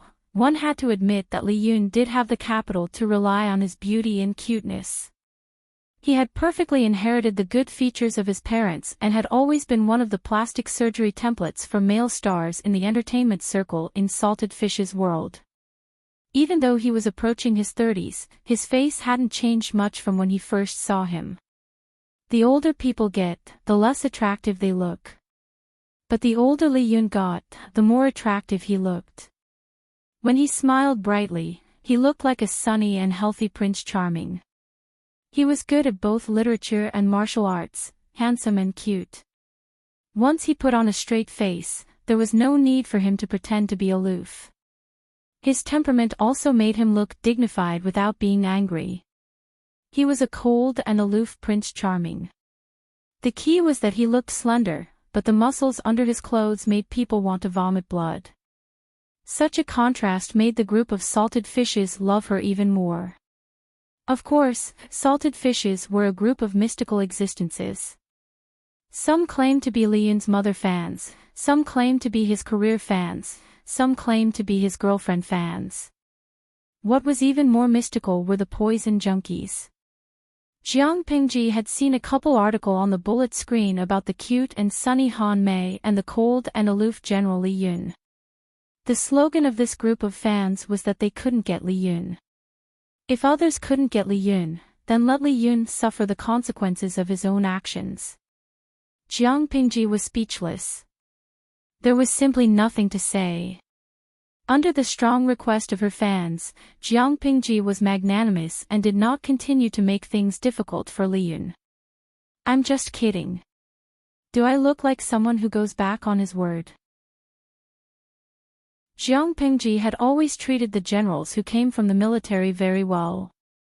Even if the military expenses were overspent every year and she had to use her private treasury to make up for it, she never mentioned cutting the military supplies. She was even more generous with the generals who could be of use. She never lacked rewards during the New Year and other festivals. This habit had been going on for so many years. How could it be possible to cheat and blackmail Li Yun's military merits? She said sternly, "Does Han Mei know who the troops you led attacked?" Li Yun saw that Jiang Pingji had become serious and could not help but retract his smile. He said in all seriousness, "I don't know about that." Jiang Pingji was dumbfounded. If Enchui heard what you said, he would most likely vomit blood in anger. Why? Li Yun asked when he did not understand. Jiang Pingji said, "You ambushed them by chance. You didn't plan it beforehand, but Enchui and the others didn't know about it. It was precisely because it was unintentional that it was even more infuriating." Li Yun's luck had always been good. This time, he had relied on his strength and luck to deal a heavy blow to the shaky morale of the enemy troops. Unfortunately, it was not Li Yun's intention. It was just a coincidence. If Enchui knew about this, wouldn't he be so angry that he would jump up in rage? If it was more serious, he might be so angry that he would have a cerebral hemorrhage. Li Yun could not understand Jiang Pingji's bad taste. He straightforwardly stabbed Enchui in the back. Even without this incident, Enchui wouldn't have been able to jump around for long. How can his failure be attributed to bad luck? To put it bluntly, Enchui's strength was insufficient. Why was he talking about luck as a fig leaf? Jiang Pingji held back her laughter and said, Han Mei's words are quite reasonable. Enchui was in urgent need of military rations, but Hua Yuan, who was at the rear, intentionally delayed. Coupled with Jiang Pingji's precise attacks, Enchui had lost more than he won in the past 6 months. He was swallowed up by Jiang Pingji every few days. In the past 6 months, Enchui had lost a considerable amount of territory. The front line suffered successive defeats, and the supply of military rations was intermittent. In the end, they could only mix human flesh with military rations to delay time. They never expected that the large amount of rations they had high hopes for would not arrive on time. The troops sent to receive the rations were even intercepted and killed by Li Yun and his men. One could imagine the heavy blow to their morale. If not for the fact that they were in different camps, the salted fish in the live stream would sympathize with Enchui. Zwa de Mani Manicure, Sai, which elder named Boss Enchui. He really spent his entire life trying to explain how unlucky the word Chui was. Even though he later chose the word Duo Shi, he still could not change his fate in this lifetime. Although I'm a hardcore fan of the streamer's camp, seeing how unlucky his opponent was, I could not help but want to climb over the wall to sympathize with him for 3 seconds. The salted fish had long been displeased with Enchui's name. Which elder would give their child the name Chui? Chui meant worry. He was destined to be unlucky for the rest of his life. Meng Meng de Xiao Bai Tu, and Chui, with the word Duo Shi. This naming style was quite common in ancient times. For example, Lu Gua, with the word Gaoji. The meaning of a name is the opposite of the word. It is both a warning and a restriction, but also a blessing. Of course, looking at it now, Enchui's name was indeed not well chosen. Fu Chi Duo Duo, the level of education of the father's generation can be seen from their names. Lu Shi, with the word Lanting, Li Yun, with the word Han Mei, Feng Jin, with the word Huayu. Which one of them was not pleasing to the ear, beautiful in writing, and perfect in meaning? However, Enchui was a maverick and was destined to fail. The salted fish complained to their heart's content. Anyway, only they and Jiang Pingji could see the bullet screen.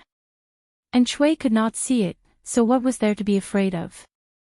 Indeed, Enchui could not see it. So, was this the only consolation they had? Why? Why haven't the rations been delivered yet? Even if Enchui trusted Hua Yuan so much, when Hua Yuan did not perform well and endangered his life and ambitions, all his trust in him collapsed. Although there was an enemy ambush along the way, how could such a small ambush intercept the rations team? When Enchui was dissatisfied with Hua Yuan, he disliked him in every way.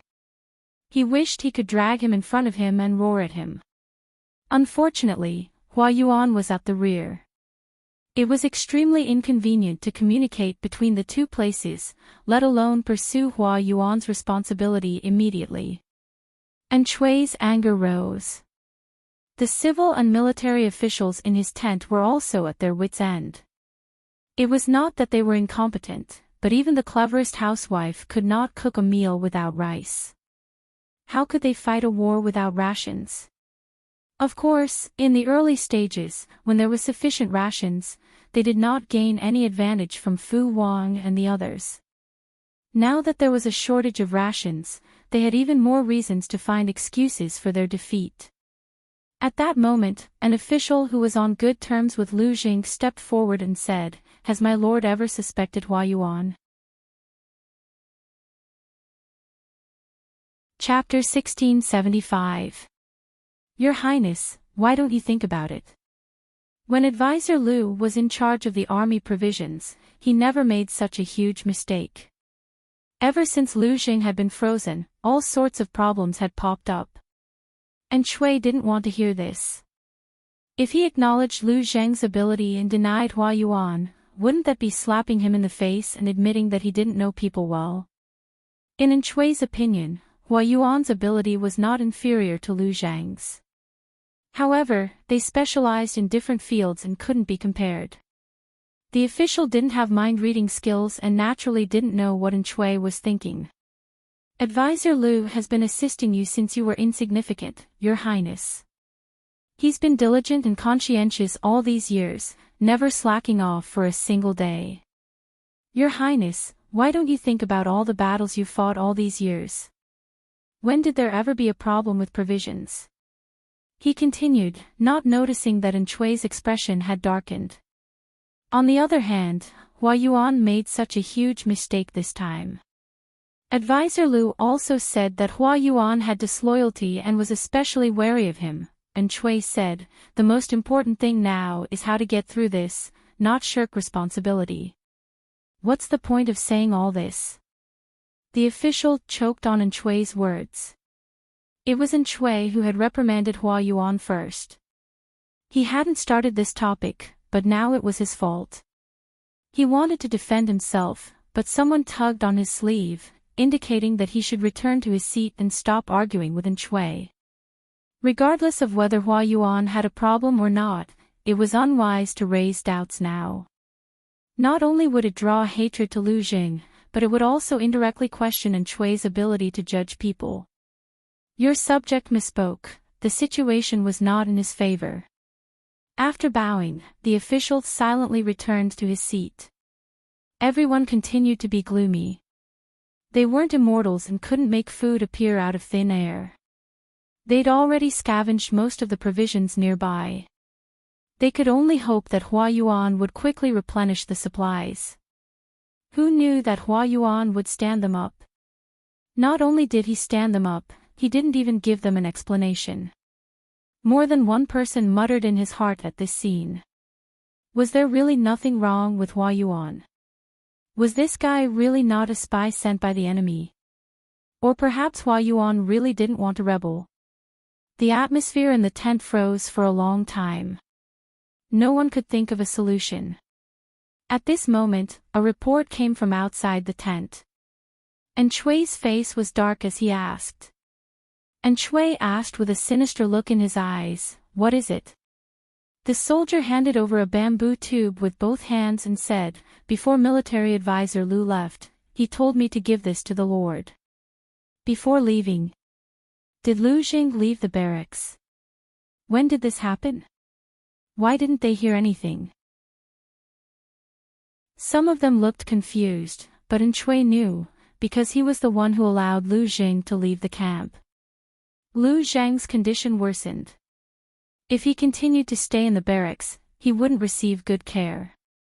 It was very likely that he would die of illness in the barracks. And Shui didn't want to be known as a heartless person, so he agreed to LV Zhang's request and sent him to a village dozens of miles away to recuperate. This wasn't a big deal. Of course, and Shui wouldn't publicize it. What is it? And Shui had someone present the item. He opened the lid of the bamboo tube and took out a neatly folded piece of paper. He casually swept a glance and immediately got up from the mat in shock. It was impossible to count on Hua Yuan to deliver food, but Shui could set his sights on the enemy granaries. It was not that no one had mentioned this suggestion before, but the feasibility of implementing it was too low because they did not know the location of Jiang Pingji's granary. It was also impossible to count on a sneak attack on the granary to make Jiang Pingji unable to recover. Everyone in the world knew that Jiang Pingji was a crafty person with 3 burrows. She would never leave her military supplies in one place and wait for the enemy to plunder them all at once. However, if they knew the location of the enemy's provisions, even if there was only one location, they could temporarily solve the food crisis if the raid was successful. And Shui didn't expect the sickly Lu Jing to leave him such a huge surprise before he left. However, after his ecstasy came hesitation and doubt. Lu Jing had been staying in his tent and hadn't left. Even if he was a divine strategist, it was impossible for him to know the location of the enemy's granary, right? If this information was true, why did he only bring it out now? And Shui was hesitant, but the officials in his tent were very curious about what was written in the letter that made Shui react so strongly. Could it be a brilliant plan to break out of the situation? Everyone's hearts were pounding, but Shui didn't open his mouth to explain, so they didn't want to disturb him. And Shui took a deep breath and made up his mind to make the letter public so that everyone could read it. My lord, this is a good opportunity. If the sneak attack was successful, they would be able to obtain a large amount of provisions, enough for the army to slowly retreat and plan their next move. This is good news, but why does the chief public security officer look unhappy? A few people with sharp eyes and bright minds guessed correctly. It was most likely that Shui's paranoia had flared up again and he was judging Lu Jing with biased eyes. When they thought about it, they really pitied Lu Jing. Hua Yuan had courted death with all his might, but Shui could speak up for him, while Lu Jing was repeatedly doubted. Everyone thought so, but Shui didn't say anything, so they couldn't do anything. Because there was really no other way, Shui still took Lu Zhang's suggestion and attacked the granary at night. Little did they know, this was someone's scheme within a scheme. The burlap sack covering Lu Zhang's head was removed. The not-so-dazzling light made Lu Zhang's face look even gloomier. Before he could adjust to the light around him, he heard a call that he hadn't heard for many years. Xiaoyin, how have you been? Jiang Pingji's smug smile that hadn't changed much was magnified in front of his eyes. Lu Zhang's hands were tied behind his back, and he was half sitting on the ground. His hair was messy and he looked pathetic. Where's my daughter? Even though they hadn't seen each other for many years, Lu Jing recognized her as soon as he saw her smiling face. So that girl is your daughter. She's a girl, after all. How can she be treated like you? Jiang Pingji squatted down and leveled her gaze with Lu Jing. She smiled and said, she's been tied up and placed somewhere else. I'm not a heartless person like Shui. I won't be cruel to the family of my enemy. Speaking of which, your daughter is really pretty. She doesn't look like your child at all. Lu Jing took a deep breath and tasted the pain in his stomach that he hadn't felt in a long time. He pretended to be calm and said, because she's my adopted daughter. I quite like that little girl. She treats you extremely well. She's still biting people even when she's tied up. She doesn't let anyone touch a single hair on your body. After hearing this, Lu Zhang's terrible mood eased a little. In this cold and heartless world, only his adopted daughter could give him some comfort.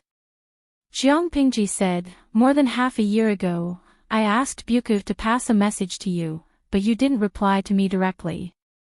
Are you trying to go back on your word? A message from Feng Ji. Thinking of this, Lu Zheng's expression darkened. This guy had really slept with Zixiao. He's just a prisoner. You can do whatever you want with him. Jiang Pingji sighed. Everything was fine in the past. Xiaoyin, you're treating me like an outsider. You know very well that based on our relationship, I can touch anyone but you. If you're not willing to submit to me, I'll set you free and let Master Yuan Jing keep an eye on you. Lu Jing gave her a sidelong glance. Only a ghost would believe her nonsense. Where's Zixiao? I touched him. Jiang Pingji rested her chin on her hand and said, your touching is different. Lu Jing couldn't take it anymore. Lu Lanting, don't talk dirty at a time like this. Chapter 1676. I haven't seen you in years. I missed you so much that I couldn't help but tease you. Jiang Pingji raised her eyebrows and chuckled. She untied the rope that bound LV Zheng and tossed it aside. LV Zheng shivered and his eyebrows twitched. His expression seemed to be on the verge of breaking down and enduring. He leaned back slightly to avoid her approach. Now that his hands were free, he couldn't help but rub his sore wrists as he said in a slightly uncomfortable tone. Lu Lanting, do you still think of yourself as a 12 or 13-year-old? This was the military camp, not a brothel where she drank and listened to music. She could not be so unrestrained. If I walk among the crowd, it's an exaggeration to say that I'm 12 or 13-year-old, but I can still say that I'm 15 or 16. Jiang Pingji teased him with a smile. If I remember correctly, you're about the same age as Zixiao, but you look much more haggard than he does. People will believe you if you add 10 years to your age. Enkui is a troublesome person. You've helped him clean up his mess all these years, haven't you? You wake up earlier than the chickens, sleep later than the dogs, and do more than the oxen. You really live up to the saying, sleepless all day and night, wasted in the morning. LV Zheng looked up at Jiang Pingji. In a trance, he had the illusion that time and space were in disarray. The person standing in front of him was still the noble youth in brocade clothes. It was as if the person in front of him had stayed in the past. More than 10 years had not left a mark on her. Your mouth is still as unforgiving as ever. You always like to pester others endlessly. When she was 12 or 13, she was pestering others endlessly. That was called naive, cute, and innocent. More than 10 years had passed, but she was still pestering others endlessly. He was not Wei Zixiao. Why would he indulge her? I'm arguing with reason. I'm presenting facts and reasoning. Since when was I pestering others endlessly? Jiang Pingji extended her hand and said, my tent is indeed clean, but the mud is dirty. How long do you plan to sit on the ground? Aren't you afraid of the cold? LV Zheng looked at her hand and tried hard to suppress the urge to slap it away. You're a scholar. I've taught you for 3 years. I didn't teach you to talk about Enkui every day. Jiang Pingji could not help but laugh. I thought you would say something like, you're a girl after all, don't be so vulgar. Even now, there were still people who liked to make an issue out of her gender. Even if it wasn't intentional, they would still subconsciously pull out her gender. Jiang Pingji didn't mind, because they were all outsiders, and outsiders that she looked down on. If Lu Zheng was like this, she would be very disappointed. LV Zheng raised his eyes to look at Jiang Pingji's face. She was wearing a short, round-collared robe that was made of stone. She still looked capable and neat as usual. Coupled with her handsome face, affectionate eyes, and half-smile. At first glance, she looked more like a young man from an aristocratic family with a romantic temperament. There were no feminine labels that people were familiar with on her, such as delicate and lovely, dignified and generous, but it was undeniable that she was indeed a woman, and she embodied another kind of rare beauty of women. "Don't you know what you look like?" Lu Zheng admired her in his heart, but his words were unforgiving. He grabbed Jiang Pingji's hand and stood up with her strength. Because Zheng was still sick, he felt dizzy when he suddenly stood up, and he almost fell forward. Jiang Pingji helped him up. Zheng tilted his head to look at her profile, and he muttered to himself. He hadn't recognized her gender back then, not because he and the people around him had made a mistake, but because she looked too good. "Didn't Shui not give you meat to eat for the past 6 months?" When they shook hands, she realized that Zheng was slimmer than she had expected. His palms were almost devoid of flesh.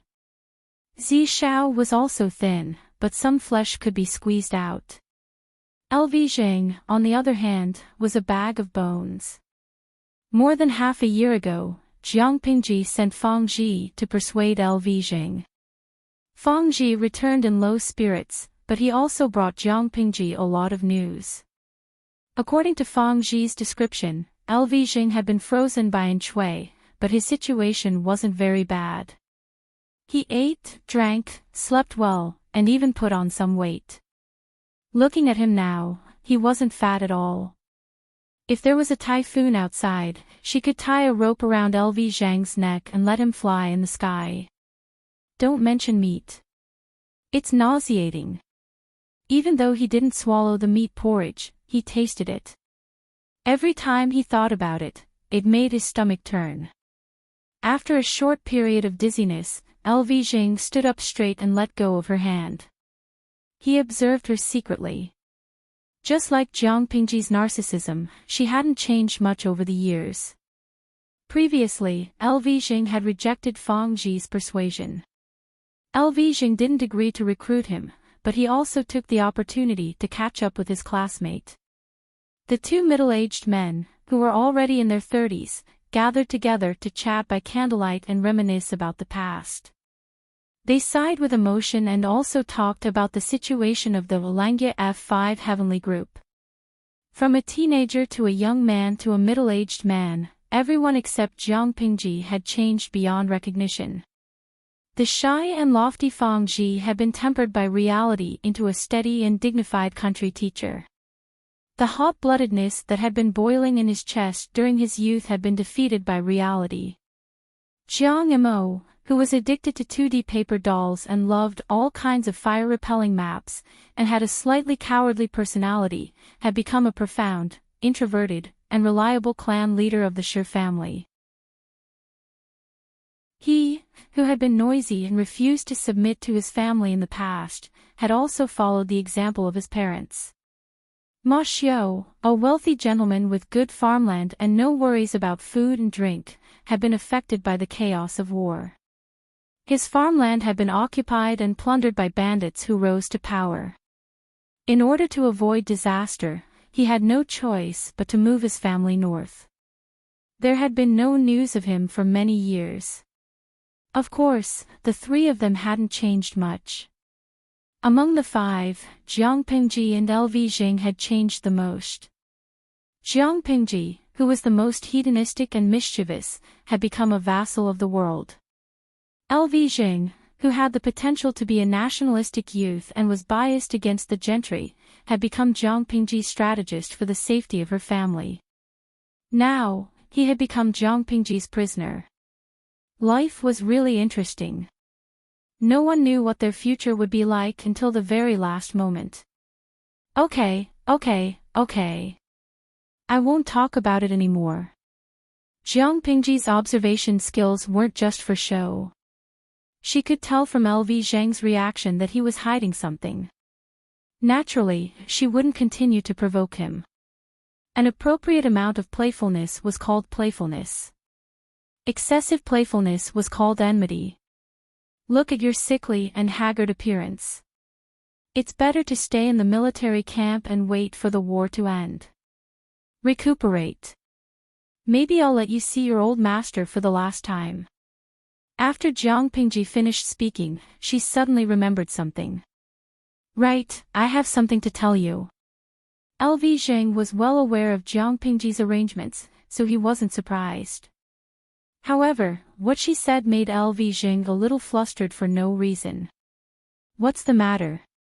Jiang Pingji said, I asked for something from your adopted daughter.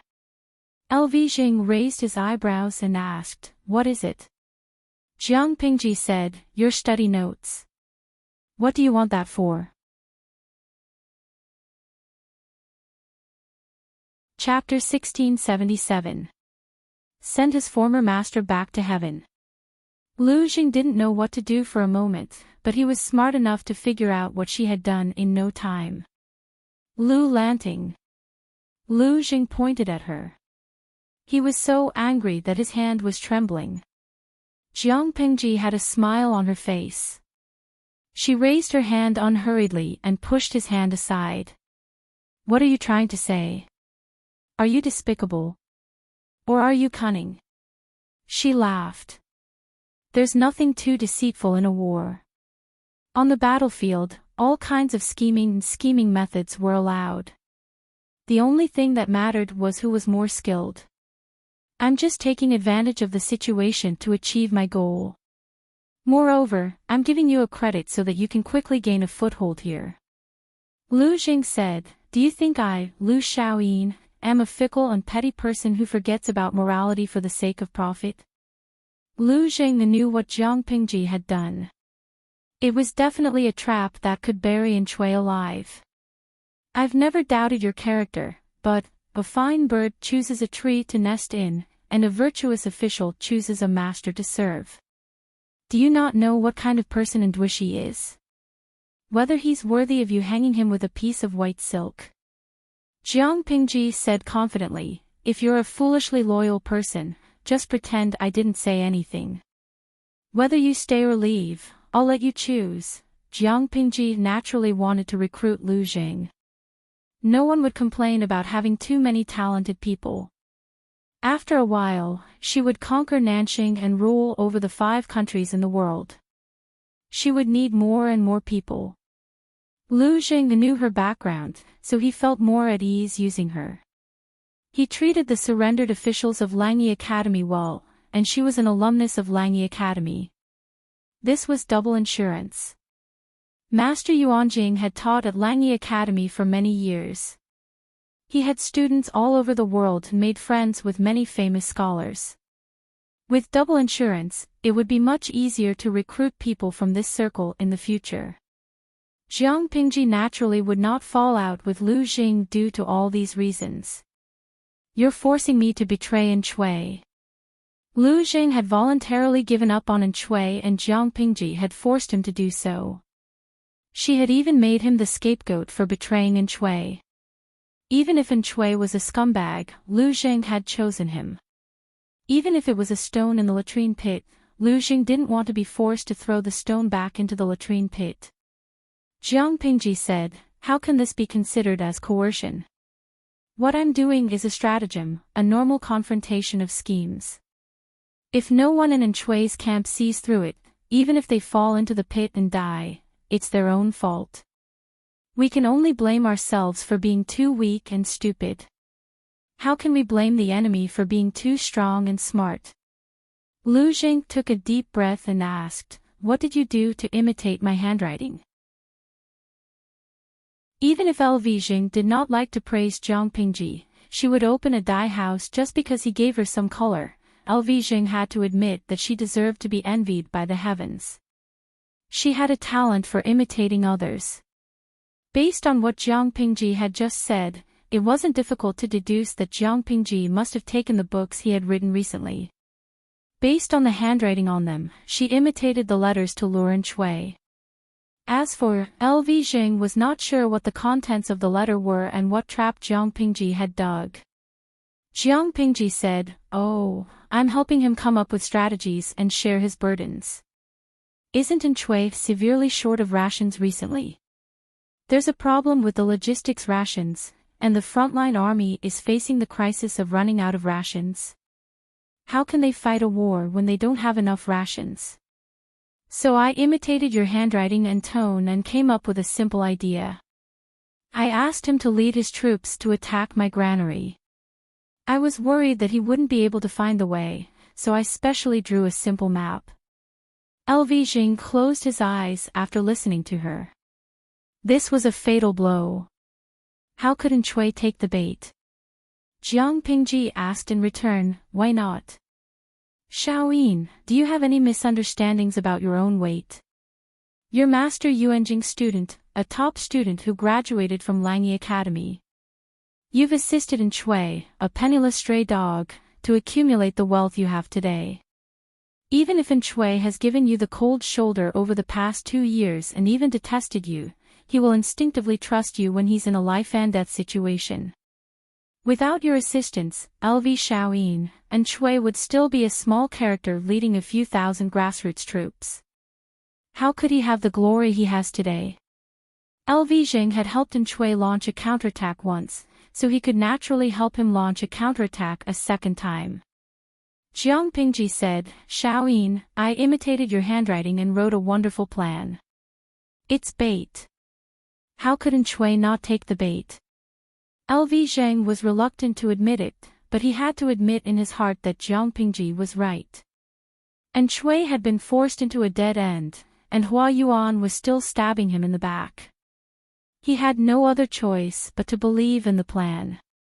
Of course, Chui was a cautious and suspicious person. He might not believe everything. Aren't you afraid of going for wool and coming home shorn? You failed to ambush Chui, and you'll lose your granary. Why did Zhang, Qingjing, and the others have a problem with Jiang Pingji? Did the students of Langyi Academy not think highly of this schoolmate? Purely from the perspective of character, Jiang Pingji was a rather likable person. Even if she was the most despicable, she knew her limits, which became her unique shining point. However, making friends and assisting a vassal were different. The criteria for judging the two were also different. Friends could be mischievous, but the Lord could not. Jing did not know how Wei Ci and the others tolerated it. For example, this time, she used her own granary as bait to lure Chui. If the other party counterattacked, Chui would not be afraid of anything, but what about her? Jiang Pingji revealed a somewhat weary and mocking smile. Xiaoyin, you're underestimating me. I dared to set a trap, so naturally I have something to rely on. She asked in return, have you ever seen a banker lose? Zhang's heart skipped a beat. This chaotic world has lasted for too long. It's time to end it. We'll start with Nanxing, then Zhongzhou. Once we take down these 2 countries, the remaining 2 are nothing to fear. Those who once looked down on me and hated me can only watch me ascend to the throne. It's quite satisfying to think about it. Zhang knew that Jiang Pingji was not joking. What does this world mean to you? We're all old classmates. I won't say pretty things like let the people live and work in peace and contentment, and clarify the chaotic world. Anyway, you can tell that I'm lying. Jiang Pingji said, as for me, I want those who are dead and alive to open their eyes wide and see who's qualified to be the ruler of the world. Those who aren't convinced should hold it in. At the same time, I'll open their eyes and see what the real golden age looks like. Apart from me, none of them can do it. Not only will the predecessors be left in the dust, but the successors will also not be able to catch up. Zhang spat out 2 words softly. Arrogant. His ambition was written all over his face. Jiang Pingji made a gesture of shaking off her cigarette smoke. She smiled and raised her eyebrows. Xiaoyin, I'll give you a warning. Zhang was speechless. Even though he did not know what a warning from Zhenxiang was, he had a feeling that it would not be anything good. Recuperate well. I'm going to meet an old friend. Chapter 1678. I'd like to see Zixiao. Jiang Pingji didn't find Lu Zhang's request excessive, so she agreed. Anything else? My adopted daughter likes you very much, but she had a rough childhood and has a strange temperament. If she offends you in any way, please forgive her and ask the soldiers under your command to treat her better. Lu Zhang pondered for 3 seconds and said hesitantly, she's a child with a hard life. Jiang Pingji's gaze revealed some surprise. She thought Lu Zhang would say something else, such as rebuking her or asking about her attitude toward Enchui. She never expected him to plead for his adopted daughter. Jiang Pingji didn't pay attention to Kang Xintong at first, but since Lu Zhang said so, she naturally had to take care of her. She paid more attention to her. I'll send someone to send her to you. You can supervise her together and save some manpower. Jiang Pingji's words sounded impolite, but LV Jing knew what she was really trying to express. Kang Xintong was Lu Zhang's adopted daughter, so she took care of him more meticulously than others. She placed Kang Xintong under his watch so that Lu Zhang wouldn't worry about his adopted daughter's situation when he was sick. Jiang Pingji arranged for Lu Zhang to recuperate in a secluded place. She also reminded the doctor not to be stingy with medicine and to use whatever was useful. When Wei Xi heard the news and rushed over, Lu Zhang was wearing a greenish-gray cloak and kneeling in front of the chessboard, playing chess. Sometimes he furrowed his brows in deep thought, sometimes he was suddenly enlightened, and sometimes he pointed at the chessboard to calculate something. He didn't look like a prisoner at all. Wei Xi saw that Lu Zhang looked sick and said disapprovingly, I heard that you're very sick. Why don't you wait on the bed? Instead of resting, he was playing chess. Any doctor who encountered such an uncooperative patient would be angry. Lu Zhang had long heard Wei Xi's movements. When he heard Wei Xi scolding him, he looked up at him. You haven't changed much over the years. Lu Zhang placed the chess record by his side and gestured for Wei Xi to sit on the mat opposite him. Wei Xi almost didn't recognize him. Lu Zhang looked much more haggard than he imagined. He was in low spirits and his hair was visibly gray. There was not much of a difference in their ages, but when Wei Xi and Lu Zhang were compared, the latter seemed to be almost 10 years older than the former. Wei Xi said frankly, you look much older. LV Zhang had the urge to treat the chess piece as Wei Xi and crush it.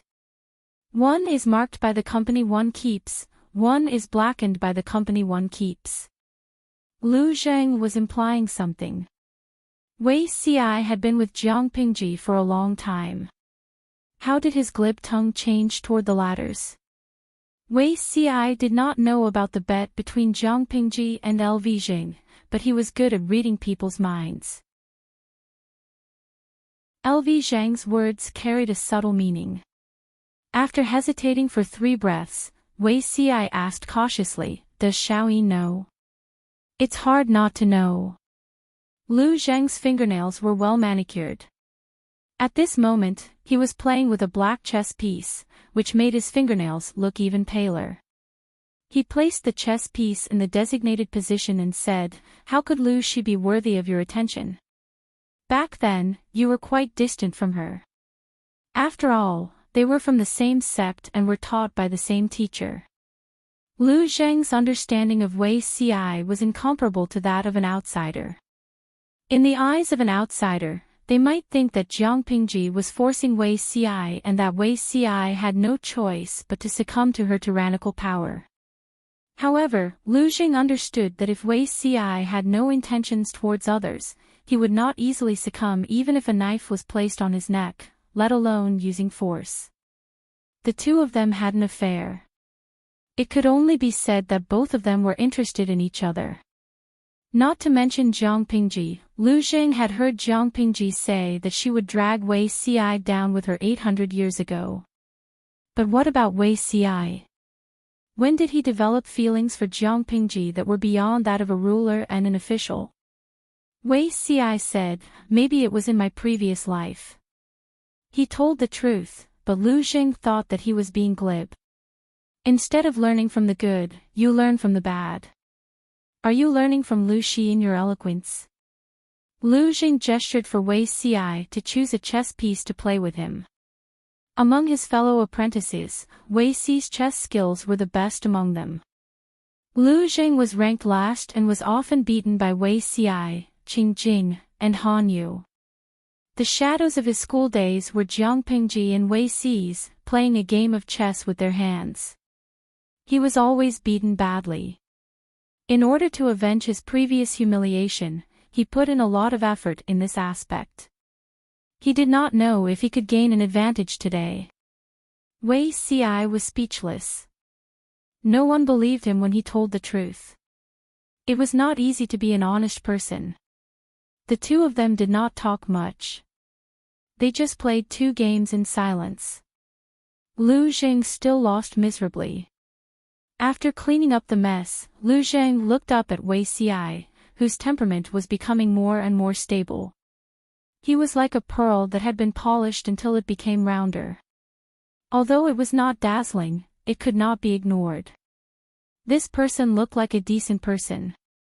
Who could guess that he had tons of evil ideas in his mind? I will be careful about the matter with the Lord. I will try not to affect her as much as possible.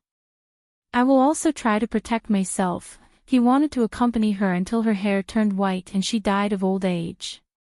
Both of them would be fine. Lu Xing nodded. My teacher often says that you have your own views. Since you have said so, you must have made up your mind. It is not good for outsiders to persuade you. He was Wei Ci's fellow apprentice, so his standpoint was naturally more biased towards Wei Ci. As long as it was Wei Ci's own choice, Lu Xing would respect it.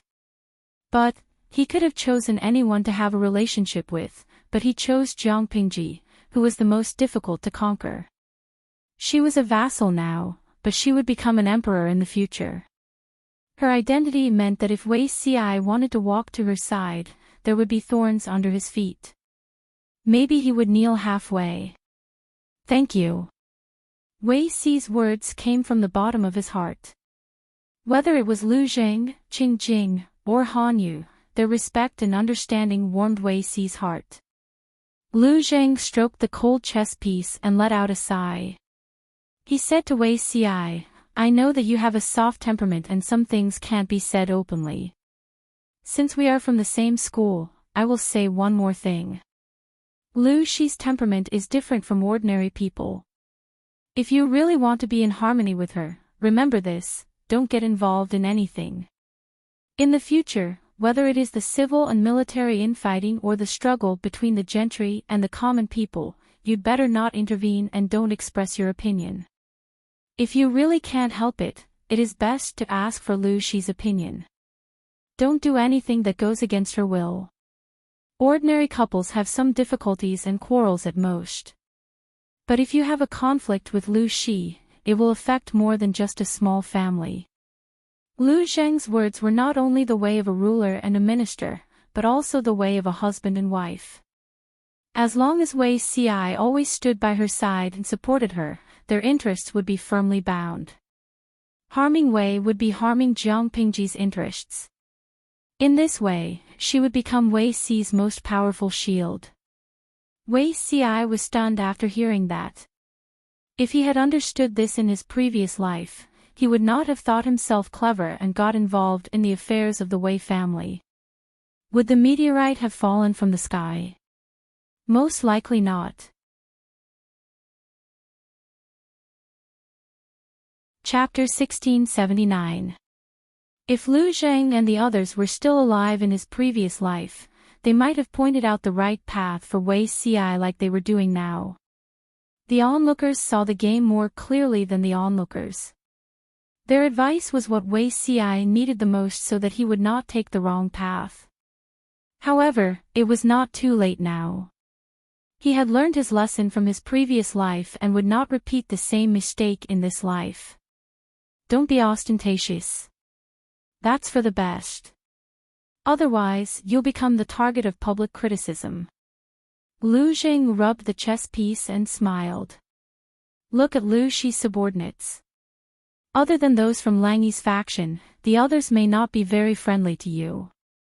Without a handle, they will have fewer reasons to attack you.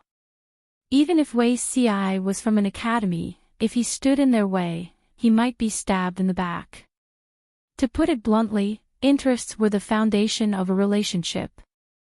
If their interests were the same, they would be allies forever.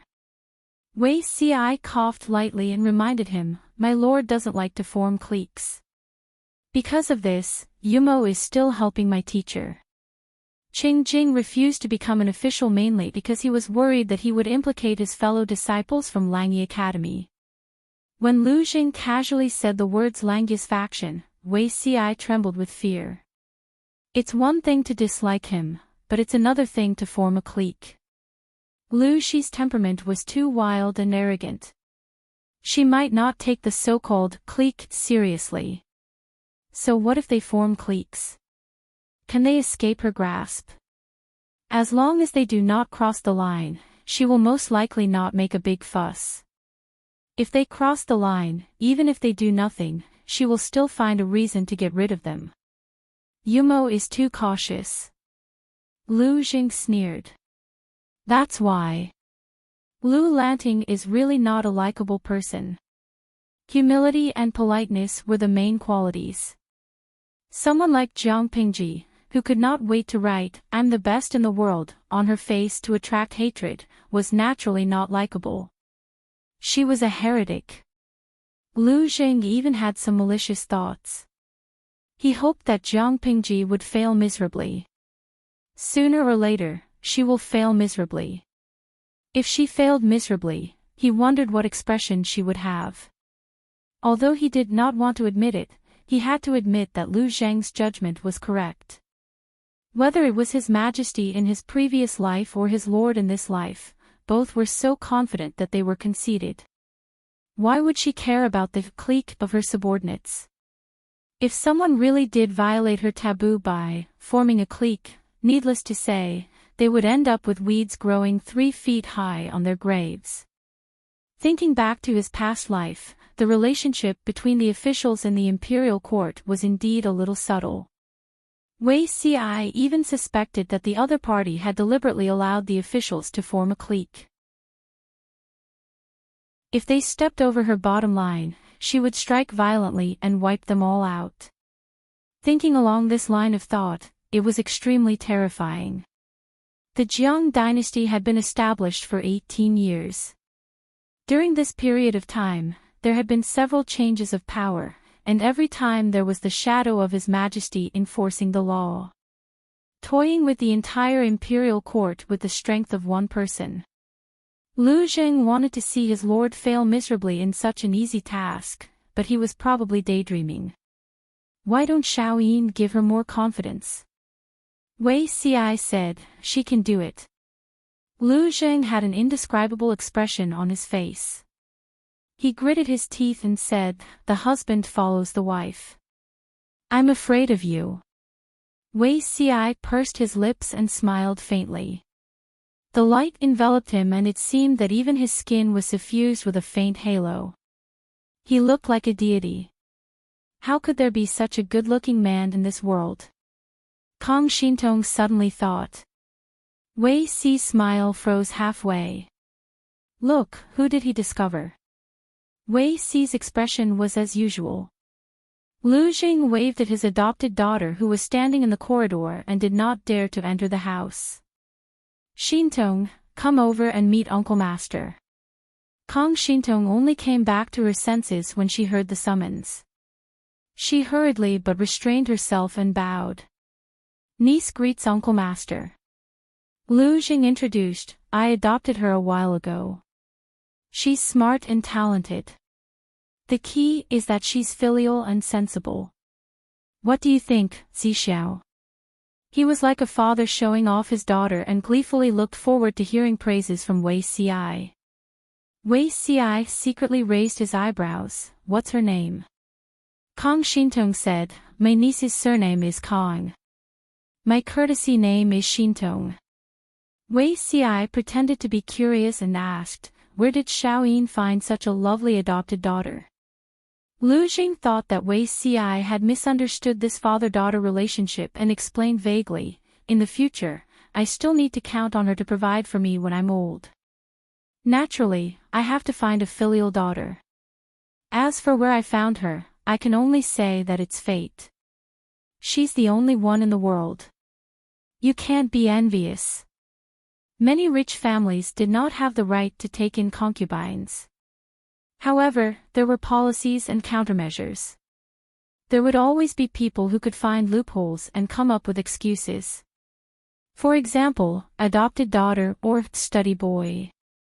They could be very pure characters, but they could also be special characters with other colors. Lu Jing said the words provide for me when I'm old. Naturally, this father-daughter relationship was very serious.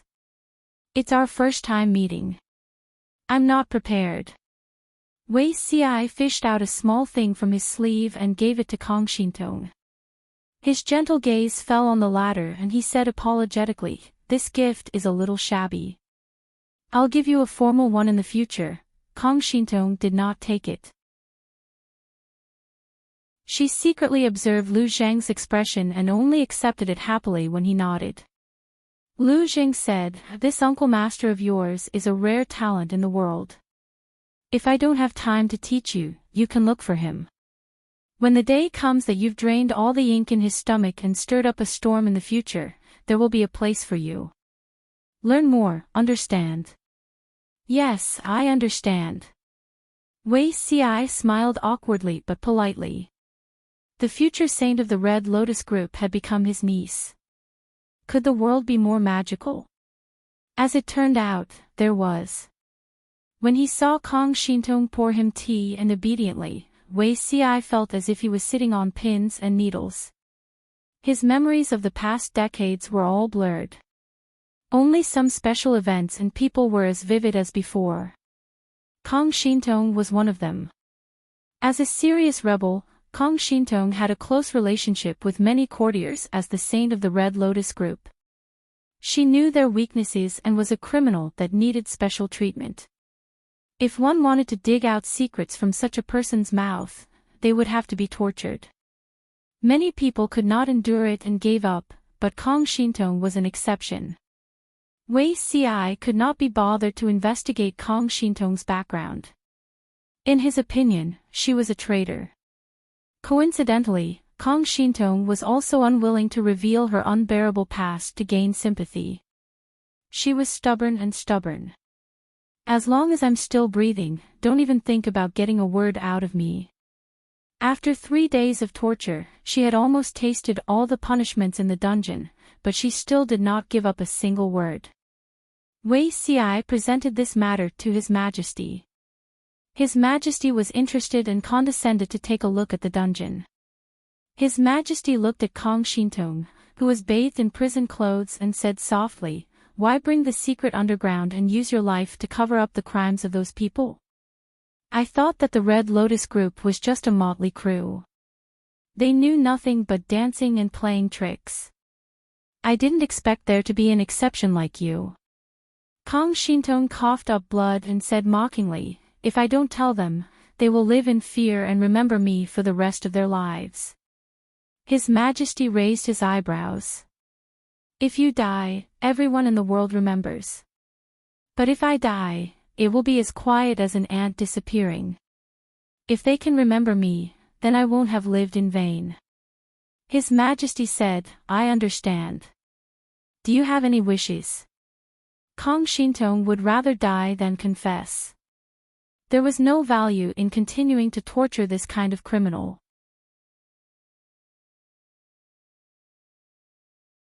Chapter 1680. You want to be cremated. Everyone thought death was the same as the soul. If cremation was used, it would be the same as burning the bones and scattering the ashes. Other than Kong Xintong, this was the first time Her Majesty heard someone ask for it. When I was born, it was snowing heavily in Nanxing for 20 years. I heard from the servants that the sky and the earth were one color and the vast expanse of whiteness. After 3 consecutive days of torture, if Kong Shintong's willpower was not stronger than that of ordinary people, her soul would have long gone to hell. Her voice was as weak as a mosquito. Her words sounded more like she was talking to herself. I've seen corpses rotting. Rotten flesh turning into water, maggots eating bones. No matter how beautiful a beauty is, she can't escape such an ending. I was born clean. I don't want to be dirty after death. Isn't it better to be burned? Her Majesty said, as you wish. In the end, Kong Shintong burned herself to death wearing the prisoner's clothes that were dyed red with blood like a wedding gown. No matter how many evil things this woman did when she was alive, death was like an extinguished lamp. Wei Ci saw her die in the raging fire with his own eyes, so he didn't continue to pay attention to her. Time flew and years came again. He didn't expect to see her again. Wei Ci thought that since there were so many changes in this life, Kong Shintong might have died early in the disaster of Nanman. Even if she survived, her fate would most likely be different from her previous life and she wouldn't be able to cause any trouble. He never expected that she would become Lu Zheng's adopted daughter. Wei Ci, who had always disliked gossiping, was a little curious. He beat around the bush and asked how Lu Zheng had managed to take them in. Be a good husband. Lu Zheng looked at him sideways and warned him calmly, you're a man with a family. Wei Ci almost choked on Lu Zheng's words. Just now there was a brotherly love between them. How did they end up hurting each other in the blink of an eye? He dared to bet that Lu Zheng learned the term husband's way from his lord. What are you thinking about, Xiaoyin? Wei Ci couldn't help but interrupt to prevent Lu Zheng from letting his imagination run wild.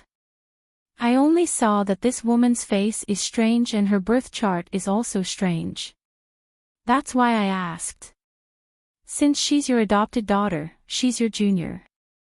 Why would an elder have any thoughts about a little girl who hasn't reached marriageable age? Moreover, this matter isn't something to joke about.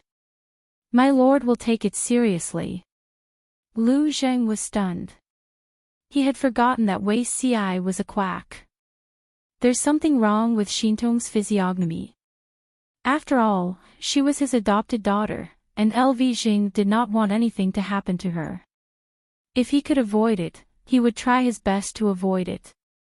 Wei Ci said, beauties are full of ups and downs.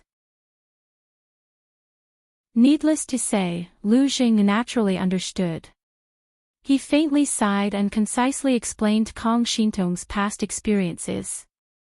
Wei Ci's words, beauties are full of ups and downs, matched Kong Shintong's previous experience. Naturally, Lu Zheng did not doubt it. This is also a child with a hard life.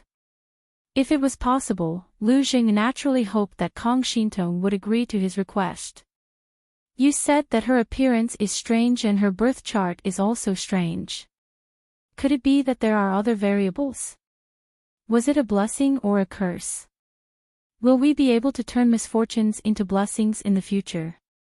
Wei Ci said, she met a benefactor and her destiny changed greatly. It will be better than what she had originally planned. Lu Zheng smiled and said, now that you've said that, I'm relieved. While they were talking, Kong Shintong had already prepared dinner. Wei Ci conveniently stayed behind to freeload. After dinner, the sky gradually darkened.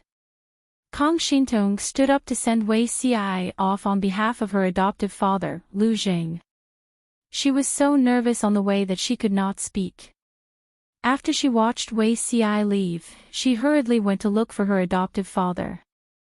Adoptive father, are we going to stay here from now on?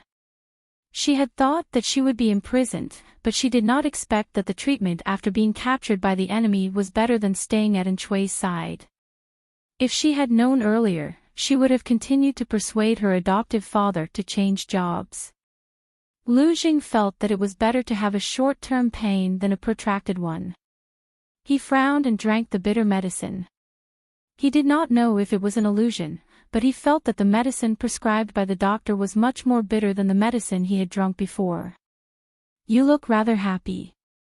Lu Zheng could not help but remind his adoptive daughter. They were now prisoners, what was there to be happy about? Kong Shintong said, "I observed that martial uncle. He has a good temperament. If we become colleagues in the future, wouldn't it be much better than before?"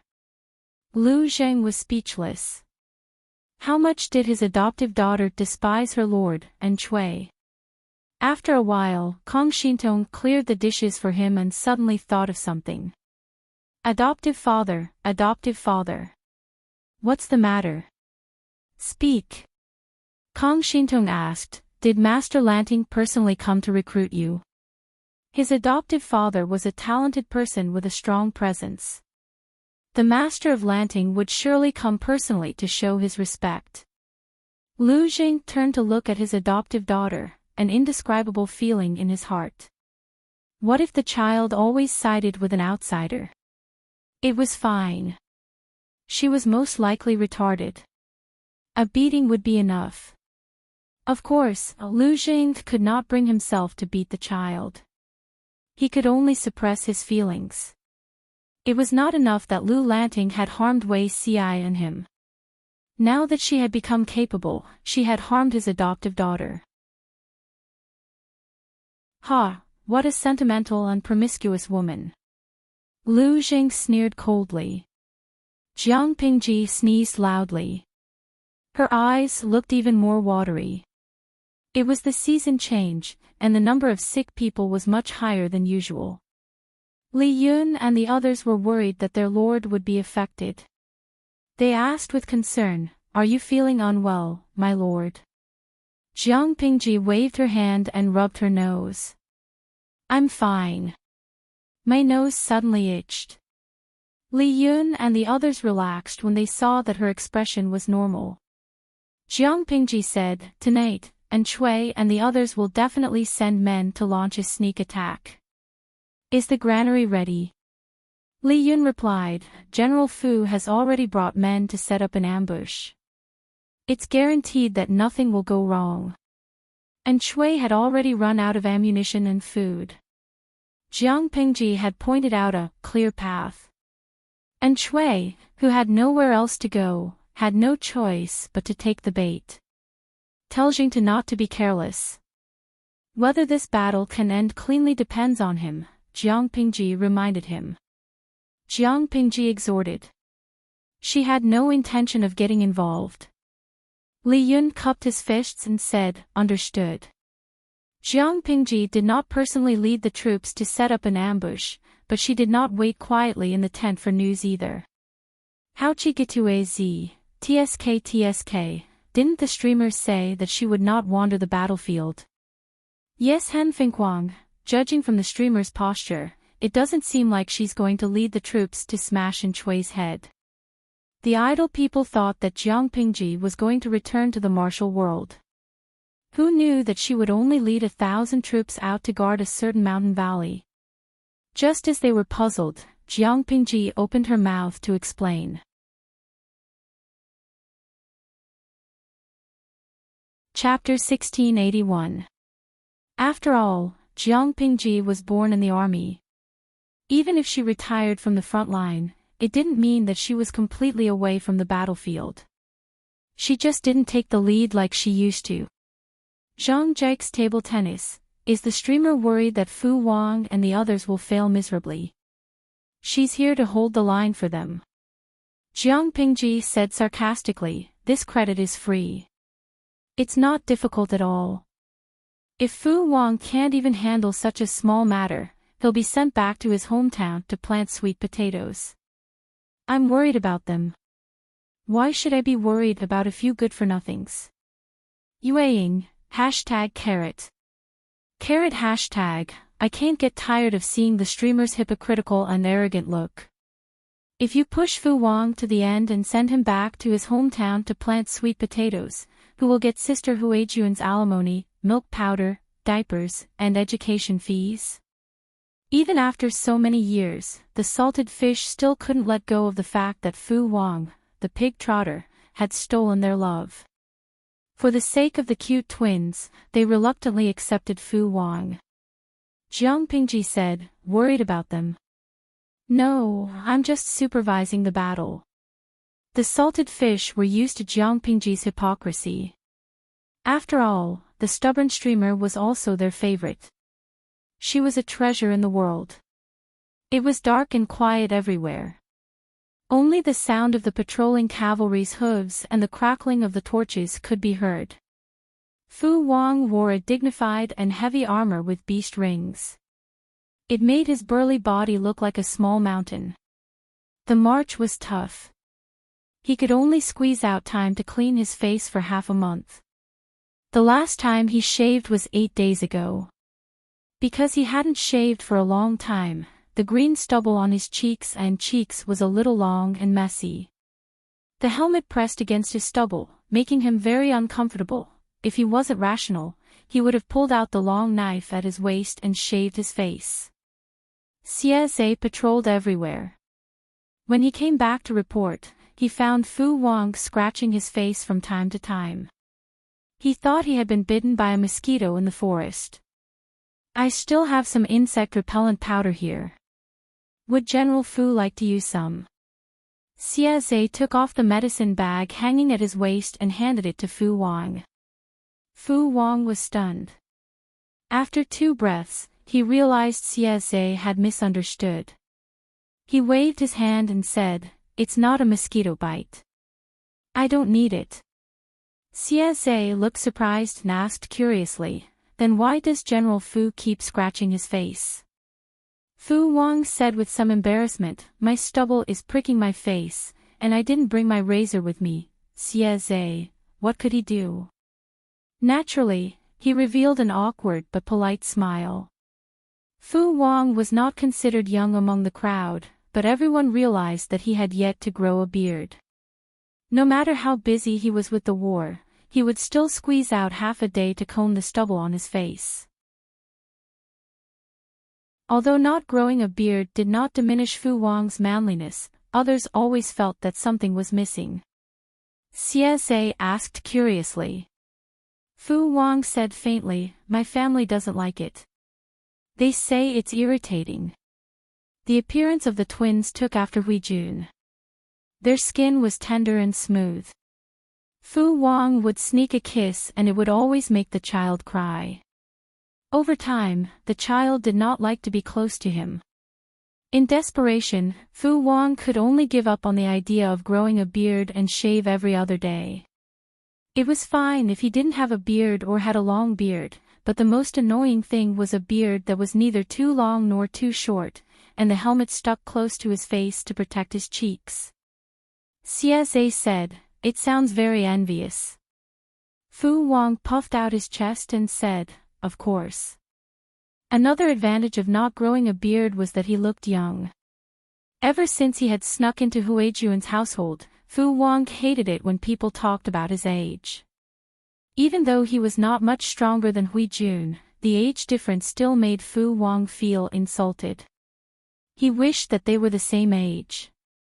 The two of them chatted for a while before they tacitly stopped and talked about the results of the patrol. They all knew that they had to perform meritorious deeds tonight. If they made a mistake, the Lord would skin them alive.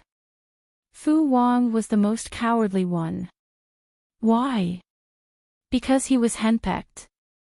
If Huijun knew that he was a burden to the Lord, the scene would be unimaginable. Fu Wang and the others were well prepared and naturally had a card up their sleeves. Everything was ready, except for the enemy. Fu Wang did not wait long before the dull sound of horse hooves came from afar. To ensure the success of this ambush, the warhorses' hooves were tied with cloth strips to reduce the sound when they landed. "General Fu, there's movement. TSK, you really can't stand being talked about." A sneer appeared on Fu Wang's face as he suddenly stood up and mounted his horse. He ordered, "Send the order to inform everyone to be on high alert. Not a single fish can escape the net today." Yes. Fu Wang and CSA were in charge of different areas. The former was in charge of attack, while the latter was in charge of encirclement and suppression. The two worked together to attack the enemy from the front and back. The night wind was bleak and the shadows of the trees swayed. The numerous shadows seemed to blend into the night.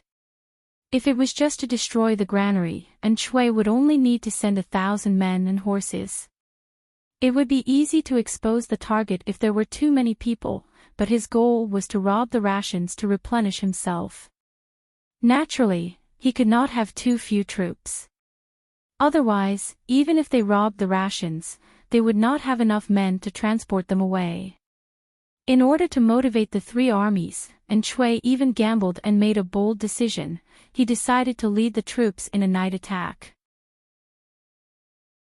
Of course, this night attack could not be compared to Jiang Pingji's magnificent feat. To put it bluntly, it was to follow in the center of the army.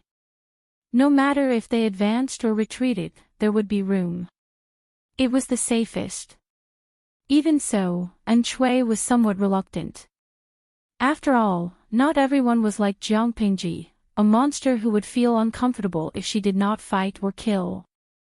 Enchanting valued his own life the most. Why would he risk his life? However, he had no choice but to do this. The morale of the entire army was low. Recently, deserters had been ceaselessly coming in. A rough estimate was that they had lost more than 10,000 low-ranking soldiers. How could he increase morale? After thinking about it, the only way was to go into battle personally. Jiang Pingji's imitation of Lu Zhang's letter was flawless. The rough map given was also real. Enchanting led 30,000 carefully selected elites and set off. Along the way, they did not discover anything suspicious. As the army went deeper, Enchanting's confidence grew exponentially. If we succeed this time, Shaoyin should be rewarded. Enchanting sighed with emotion. Even though he and Lu Zhang no longer had feelings for each other, Lu Zhang was still loyal to him and plotted for him in every way. Thinking of their old friendship, Enchanting's heart softened a little. He planned to continue using Lu Zhang after he recovered from his illness. Even if Lu Zhang was dissatisfied with him, so what? He was the ruler, and Lu Zhang was the subject. The ruler ruled by the subject. Could Lu Zhang overturn the heavens? With this thought in mind, Enchanting let down his guard slightly. He could relax, but the others did not dare. After marching for more than 2 hours, half of the night had passed. Enchanting and the others finally approached the location of the granary. Are there any abnormalities in the defenses here? Enchanting was a paranoid person. Once he discovered anything unusual, he would immediately turn around and leave. Reporting to my lord, there are no abnormalities. Chapter 1682. The heavens knew who the heavens were helping. Enchanting's one-sided statement did not count. Unfortunately, no one understood this. The deputy general guarding Enchanting cupped his fists and complimented him, making Enchanting feel elated. It was as if victory was close at hand. The atmosphere was just right, but there were still people who jumped out to ruin it. Enchanting pulled a long face when he heard this. Master, I've heard advisor Lu mention Lu Shi before. The advisor said that Lu Shi is a person who does things with caution. We can't use common sense to judge him. Also, the granary is related to the outcome of the battle. The defenses here must be very strict. Our army needs to be careful and cannot be careless. Enchanting's expression darkened. His face grew long, and it was frightening to look at. The surrounding soldiers all wanted to hammer that weird person who couldn't read the atmosphere. Instead of saying something auspicious at a time like this, he was bringing bad luck to himself. Was he stupid? The deputy general who had spoken did not feel that he was bringing bad luck. He was doing this for the good of his master. He spoke from the bottom of his heart and was speaking the truth. Good advice was unpleasant to the ear. He had to listen even if he didn't like it. And Shui could only respond with an awkward but polite smile. He remembered this deputy general in his heart. Perhaps it was the influence of this crow's mouth, but Shui's mood turned from sunny to cloudy. His heart seemed to be shrouded in a haze that could not be dispelled. It was as if something was going to happen soon. He couldn't explain it in detail. Because of this, Shui was even more dissatisfied with this crow's mouth. Shui was the master, not the vanguard. Naturally, he wouldn't be at the front lines. He could only judge the situation of the two armies based on his own eyes and the real-time battle reports. When he heard the shouts of killing coming from outside the granary, Shui knew that the two armies had started fighting. He clenched his fists nervously and gritted his teeth. Beads of sweat appeared on his forehead. "How's the battle situation?" Shui couldn't help but ask again. The results were very gratifying. While the granary's defenses were strong, the number of soldiers and horses stationed there was only a regular number. The overall situation was not too different from the information Lu Jing had given him. Even though these guards were all elites, they were outnumbered by the enemy. After a while, they would be at a disadvantage. According to the current situation, it was expected that the granary would fall. In order to boost the morale of the troops, the general laughed out loud and mocked, "The troops under Lu Shi's tent are just as so-so. I'll take a few more heads." As he listened to the shouts, Shui's heart, which had been hanging in the air, slowly calmed down. He recalled the wonderful plan Lu Jing gave him, and the amount of grain stored in the granary that Lu Jing had deduced based on all kinds of information. He could not help but feel excited. If they could empty this granary, not only would they be able to deal a huge blow to the enemy's morale, but they would also be able to prolong their lives.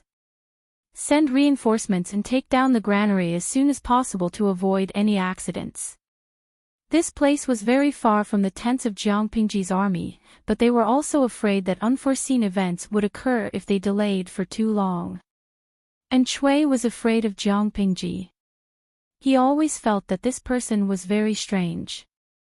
Every time he gained the upper hand, before he could feel proud of himself for a while, the other party would always jump out from all sorts of corners to slap him in the face. "Yes, sir. Increase the number of troops and strive to occupy the granary as fast as possible." The granary defense line wouldn't last much longer. As Shui sent reinforcements, the already shaky defense line of the granary collapsed, and the soldiers guarding it scattered in all directions. "It's done." Unexpectedly, the unforeseen event happened not long after. While Shui's main army was focused on attacking the granary, two groups of troops circled to the rear, one on the left and one on the right. "I've let them be complacent for long enough. It's time to wake up from this sweet dream." Fu Wang revealed a sinister smile. His pair of pitch-black eyes seemed to flicker with a frightening light. He was a wolf child raised by a pack of wolves. The night was a hindrance to others, but to him, it was like a fish in water. Fu Wang waved his hand, and a soldier immediately handed him a quiver of arrows. Disregarding the inhuman Jiang Pingji, Fu Wang's strength was among the best in the army. Fu Wang easily drew his two-pickle heavy bow and released several arrows in unison. The moment the arrows left the bowstring, the archers who had been on standby for a long time drew their bows fully. The small bamboo whistle tied to the arrow shafts flew into the sky, emitting a sharp sound. The whistling arrow was the signal. The soldiers of the archery battalion who had been lying in ambush drew their bows. The first wave of arrows flew towards the enemy. The arrows that Fu Wang shot accurately hit the enemy. Those who were shot only had time to let out their final screams, alerting the other soldiers. "What's happening?" The night was dark, and there were no torches lit in the surroundings. The soldiers who were further away did not see the arrows on the bodies of those who were shot. The soldiers who were closer saw it, but before they could shout out the word "enemy attack," the shrill sound of whistling arrows and the buzzing sound of arrows leaving the bowstring arrived one after the other. Fu Wang's side had taken the enemy by surprise. The other group led by Commander Xie was not to be outdone, and they also caused a commotion. By the time Enchui discovered the unusual movements coming from the rear of the army, it was already too late. Report, 2 groups of enemy troops have appeared behind our army. Enchui had been immersed in the joy of victory a second ago, but in the next second, he was pulled back to reality by the shouts of the messenger. What? Enemy troops. Enchui thought he was hearing things. Where did the enemy troops come from? The messenger could only repeat it once. This time, Enchui heard it clearly, but he was so shocked that his mind went blank. How could there be enemy troops? Jiang Pingji's main camp was at least 14 to 16 hours away from here. Even if she had received news that the granary had been attacked and had grown wings to fly over, she would not make it in time. Unless... Enchui had a conjecture that made his limbs go cold. Unless the enemy had planned this beforehand and had predicted that Enchui would lead troops to launch a sneak attack, so they had set up an ambush in advance and were only waiting for them to walk right into the trap. Don't panic, my lord. I will repel them right away. The commotion at the rear was not small, but it would take a while for it to reach the front. The vanguard troops who had taken the lead broke through the defensive line. The provisions were right in front of them, and they saw the defeated soldiers fleeing in all directions. Their joy grew even stronger. Lu Shi is nothing more than this. The general of the vanguard laughed heartily as he led his men into the granary. Sure enough, it was filled to the brim with rations. He pulled out the dagger at his waist and cut open the nearest bag of rations. The yellow grains that he had expected did not flow out. Instead, a pile of gravel gushed out. The general's smile froze halfway. His right hand, which was holding the dagger, was trembling. We've fallen into a trap. Order the army to retreat quickly. He shouted at the top of his lungs, but it was still too late. At that moment, more than 2,000 soldiers had already rushed into the granary. The rest did not know what had happened inside. They kept rushing in, so how could they have the time to retreat? Kill! Suddenly, the sound of kill surged in from all directions like a tidal wave. The enemy troops who had fled in disorder had returned. Their numbers were many times greater than before. Enchui's army was shocked by the word fall into a trap. The moment the enemy troops arrived, they immediately lost their composure and formation. In the distance, Jiang Pingji looked at the spreading flames in the granary. The corners of her lips curled into a cold smile.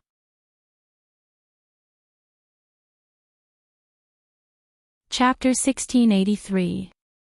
Yu Yide, receiving guests. Pfft. I should really let the little princesses from the group of little princesses see how stifled their lord is.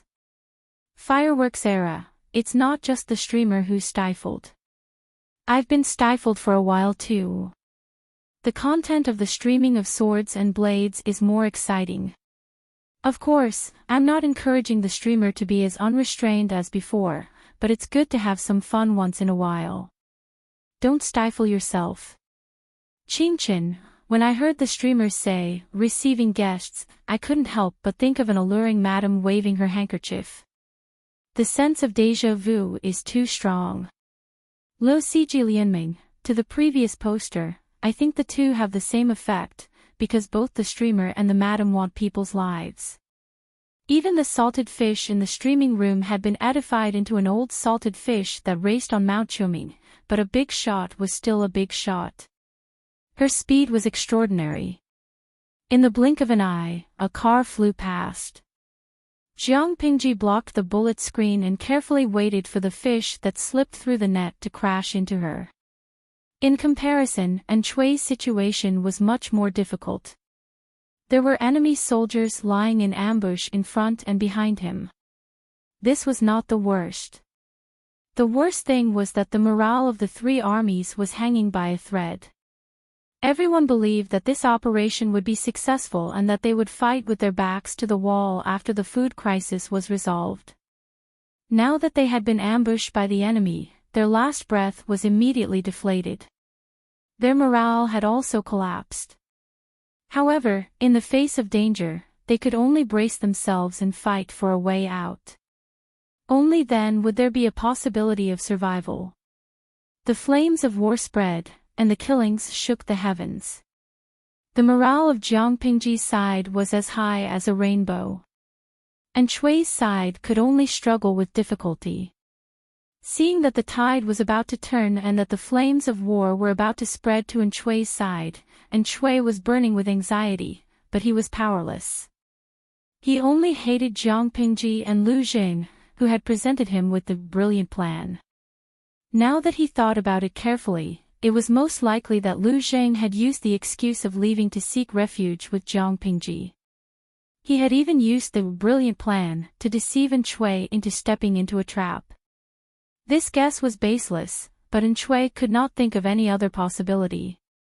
He loved and hated Lu Jing at the same time. His heart was filled with rage. Chui felt that he had treated Lu Jing well. Although he had given him the cold shoulder in the past 2 years, he had also ensured that Lu Jing enjoyed a high position and wealth. He had never done something like burning the bridge after crossing it. He did not expect Lu Jing to betray him and hook up with Jiang Pingji. Chui kept saying that he trusted LV Jing and treated him well, but in reality, he was biased to the core. Lu Zhang's brilliant plan might not have come from Lu Jing. Perhaps Lu Jing had already met with misfortune, unfortunately, and Chui didn't have the chance to think about this. He shouted, "Retreat! Lead the troops and break out of the encirclement." If he was caught, there was no point in fighting the war. The remaining territories of Nanqing would really fall into Jiang Pingji's hands. The group also realized the severity of the situation. They could only try their best to organize a counterattack and break out of the encirclement, attempting to escort Chui out of the encirclement. Even if the soldiers under Jiang Pingji's command were of high quality, they were no match for the enemy's human wave tactic. The soldiers under Chui's command focused on one direction to break out of the encirclement. They managed to tear a hole in the encirclement, but not too long after, the enemy came to fill the gap. Soon, the commotion here alarmed Fu Wang. "Report, what's the matter?" Fu Wang spat out a mouthful of blood. With a few slashes, he chopped a few obstructing enemies in half. The soldiers reported to Fu Wang that Chui's side was gathering troops to break out of the encirclement, allowing Fu Wang to decide whether to continue intercepting them or go easy on them. The battlefield was so big that it was impossible to take care of every single area. There were bound to be places where troops had to be concentrated, and some places where they had to go easy on them to reduce the overall pressure. They had to use the limited number of troops to deal the greatest blow to the enemy. If they sent troops to fight to the death in one area, the troops in other areas would be thinned out. Even though the morale of Chui's troops was low and their combat ability was not up to par, it did not mean that they would surrender without a fight. For example, Chui's attempt to break out of the encirclement was very stressful. Many soldiers had been sacrificed to stop them. Fu Wang rubbed his chin with his blood-stained palm and muttered to himself. His hands, face, armor, and the warhorse he was riding, lightning chasing, were all stained with someone's blood. He looked as if he had crawled out of a mountain of corpses and a sea of blood. It was very frightening. When he was deep in thought, his oppressive aura became even stronger. Looks like it's a big fish. Fu Wang picked up his weapon and urged his horse forward. "What are you waiting for? Grab your weapons and follow me." Fu Wang was a meticulous person despite his coarseness. The morale of Chui's troops was so low that they could not withstand a single blow, but the troops they had gathered to break out of the encirclement had almost torn apart their own army's defensive line, what did this mean? This meant that the person they were protecting had an extraordinary status. The soldiers had to raise their fighting spirit, which was why Fu Wang's side was feeling so pressured. With such a deduction, would Fu Wang let them go so easily? The people on Enchui's side were the first to realize that something was wrong. The enemy was targeting them. When he realized this, Enchui could not sit still. Riding on his warhorse, he gripped the reins tightly, his face so dark that it seemed as if it would drip water. "Master, the enemy has caught up." Fu Wang and the others were very fast, but because of the darkness, reinforcements could not come as quickly. Enchui had managed to temporarily escape danger under the protection of the soldiers. Before they could celebrate, they discovered that the enemy had already caught up. They could only send out some troops to delay the enemy for a while. However, this method was not a long-term solution. On the way to escape, a soldier came up with an idea in a moment of desperation. He suggested that Enchui take off his luxurious clothes and change into the tattered clothes of an ordinary soldier. His face would be smeared black, his hair messy, and he would disguise himself as an ordinary soldier. Even if the enemy caught up, Enchui would blend into the chaotic army. As long as he did not admit his identity, no one would know that he was Duke Enchui. This soldier could then disguise himself as Enchui and confuse the enemy's eyes and ears, drawing their people away. This way, he could delay them for a while. Although this method was bad, it was a method that did not have a solution. For the sake of his own life, Enchui had to agree. When he finished changing, he realized that something was wrong. However, time was of the essence. He did not have the luxury of time to think about it. "Sorry to trouble you, master." The soldier put on the clothes Enchui had taken off, scratched his messy hair with his fingers, and turned back on his horse, leading the soldiers to delay the enemy. The soldiers split into two groups. One group would escort Enchui to escape, while the other would use themselves as bait to attract the enemy's troops. Fu Wang was not a useless person. In a few moves, he had captured and killed the people on the second group. "General Fu, this is the big fish." The soldiers picked out the best dressed, the tallest, and the one with the most complete armor from among the captives. After identifying the captives, they finally caught the general who had put on Enchui's clothes. This was probably the big fish that the enemy was carefully protecting. Fu Wang dismounted, grabbed a torch, and walked forward. He used the light to identify the man. "Who is this?" Fu Wang casually poked the torch in front of him, almost burning the man's eyebrows.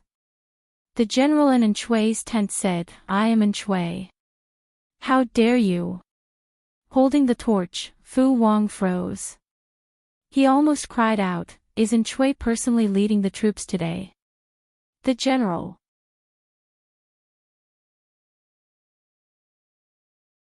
Chapter 1684. "No, that's not it."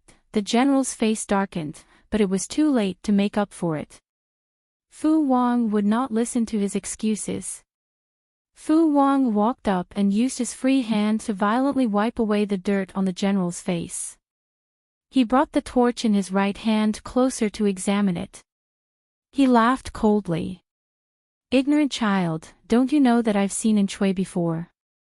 The general's mouth was bitter. How could he know that Fu Wang had seen Enchui before? He had been exposed almost immediately.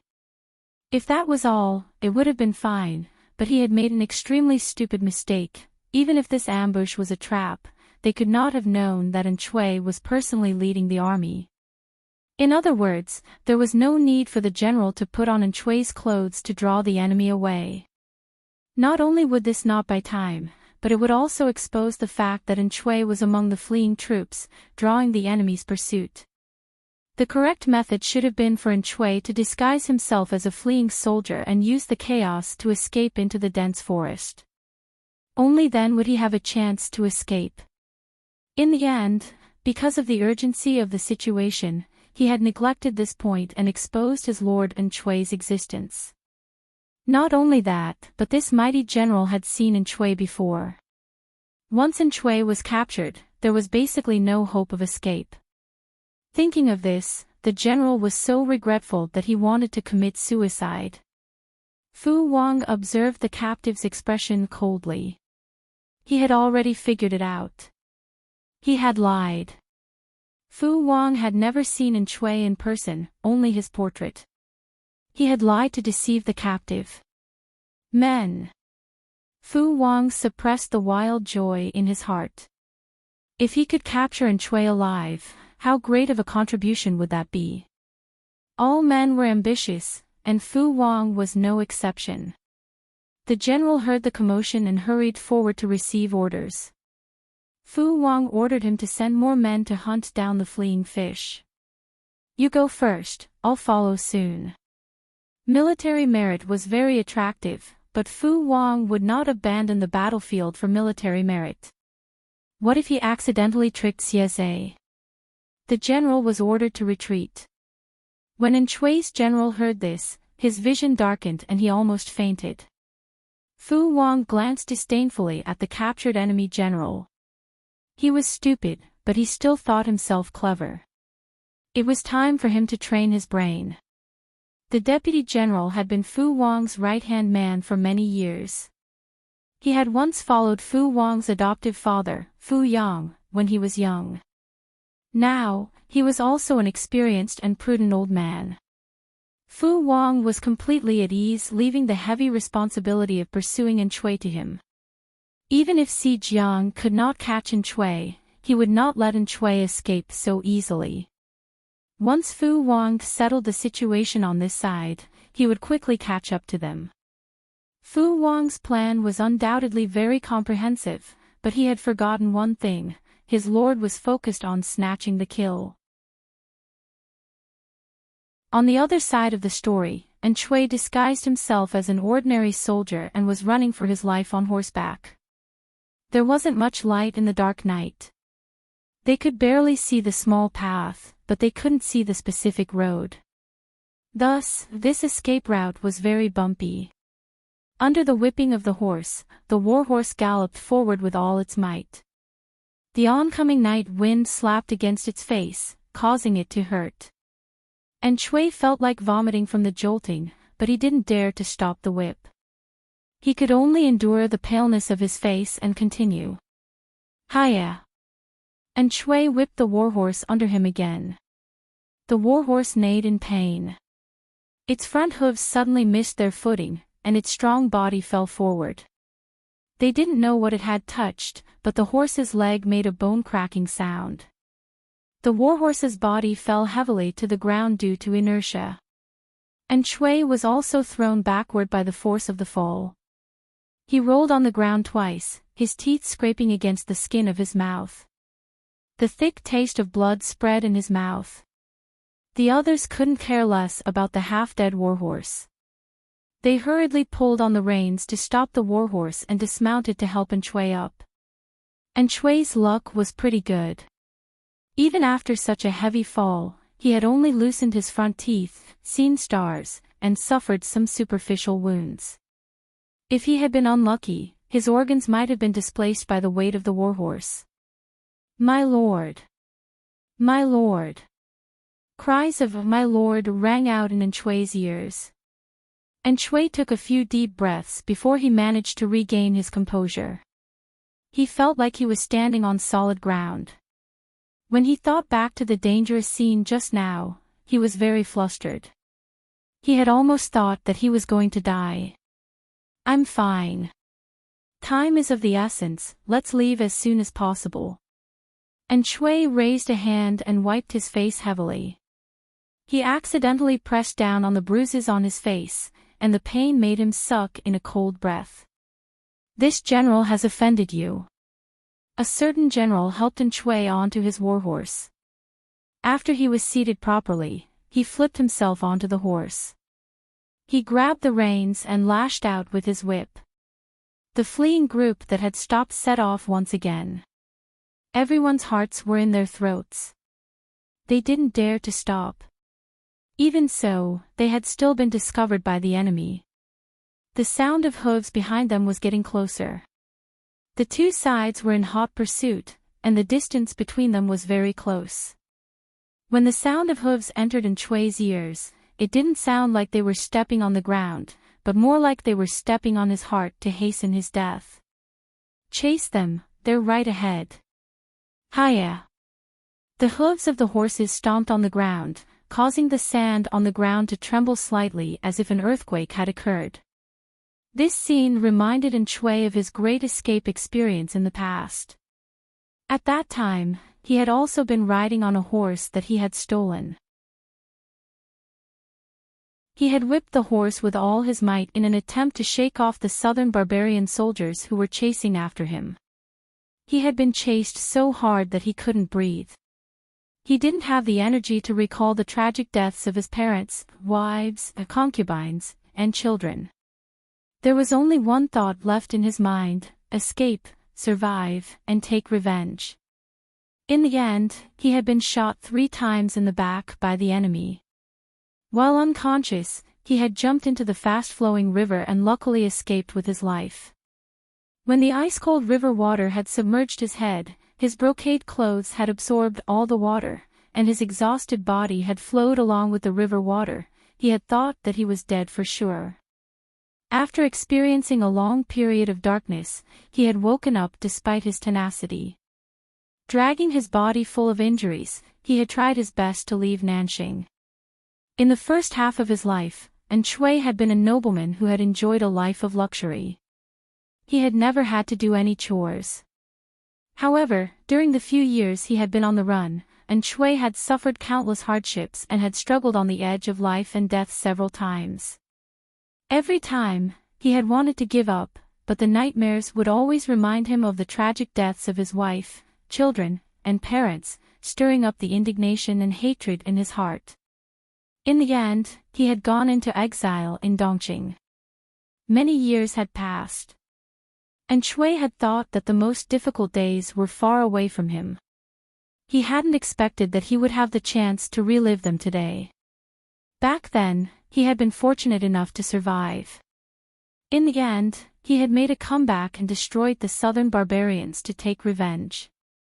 If he could escape today, he might be able to create another miracle. Chui harbored such thoughts. His silent eyes seemed to be burning with 2 clusters of flames. Whether it was Lu Zheng who had betrayed him, Jiang Pingji who had stopped him, or Hua Yuan who had secretly disobeyed him, Chui was immersed in his own emotions when he suddenly heard the voice of the general under the tent. It was just a few words, but they were like the sounds of nature. "My lord, we've shaken off our pursuers." "That's great."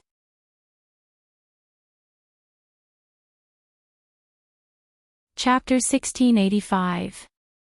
Jiang Pingji had discovered Chui's existence a long time ago. Just as she had expected, the other party had chosen her direction in a panic when they were escaping. Everything was as perfect as he had planned. "My lord, the front line has already started fighting. Should I send troops to support the generals?" The general who spoke used to be Yang Tao's subordinate. Of course, he was now Jiang Pingji's man. Currently, he was mainly responsible for protecting Jiang Pingji. To put it bluntly, he was the leader of the security team. Combat was secondary. Although this position was not very close to the battlefield, it was related to Jiang Pingji's safety. Only her trusted subordinates could take up the post. Sitting in this position not only meant that he had Jiang Pingji's trust, but it also meant that he could make his presence felt in front of the new master. His future was bright. Regarding Jiang Pingji's trust and importance, not only was this person extremely touched, but the old officials of Yang Tao also completely submitted to her and no longer had any suspicions. After all, if Jiang Pingji was really suspicious of Yang Tao's old officials, she would not entrust her own safety to Yang Tao's faction. This was an analysis from an outsider's point of view. Only Jiang Pingji and the audience in the streaming room knew the truth. Her battle prowess was too tyrannical, and most of the guards were just decorations, completely useless. It didn't matter who sat in this position. If promoting the old officials of Yang Tao's faction could make the internal affairs more harmonious, Jiang Pingji didn't mind making them feel touched for a while longer. No need. Let them fight. We have a more important mission. Jiang Pingji spat out the dog's tail grass in her mouth and mounted the horse. She said sternly, "Gather the troops and follow me. I'm afraid there's a big fish today. I'm counting on him for supper tonight." The big fish Jiang Pingji was referring to was naturally Enchanting. She was the lord, and the people around her had to listen to her. They would go wherever she wanted them to go.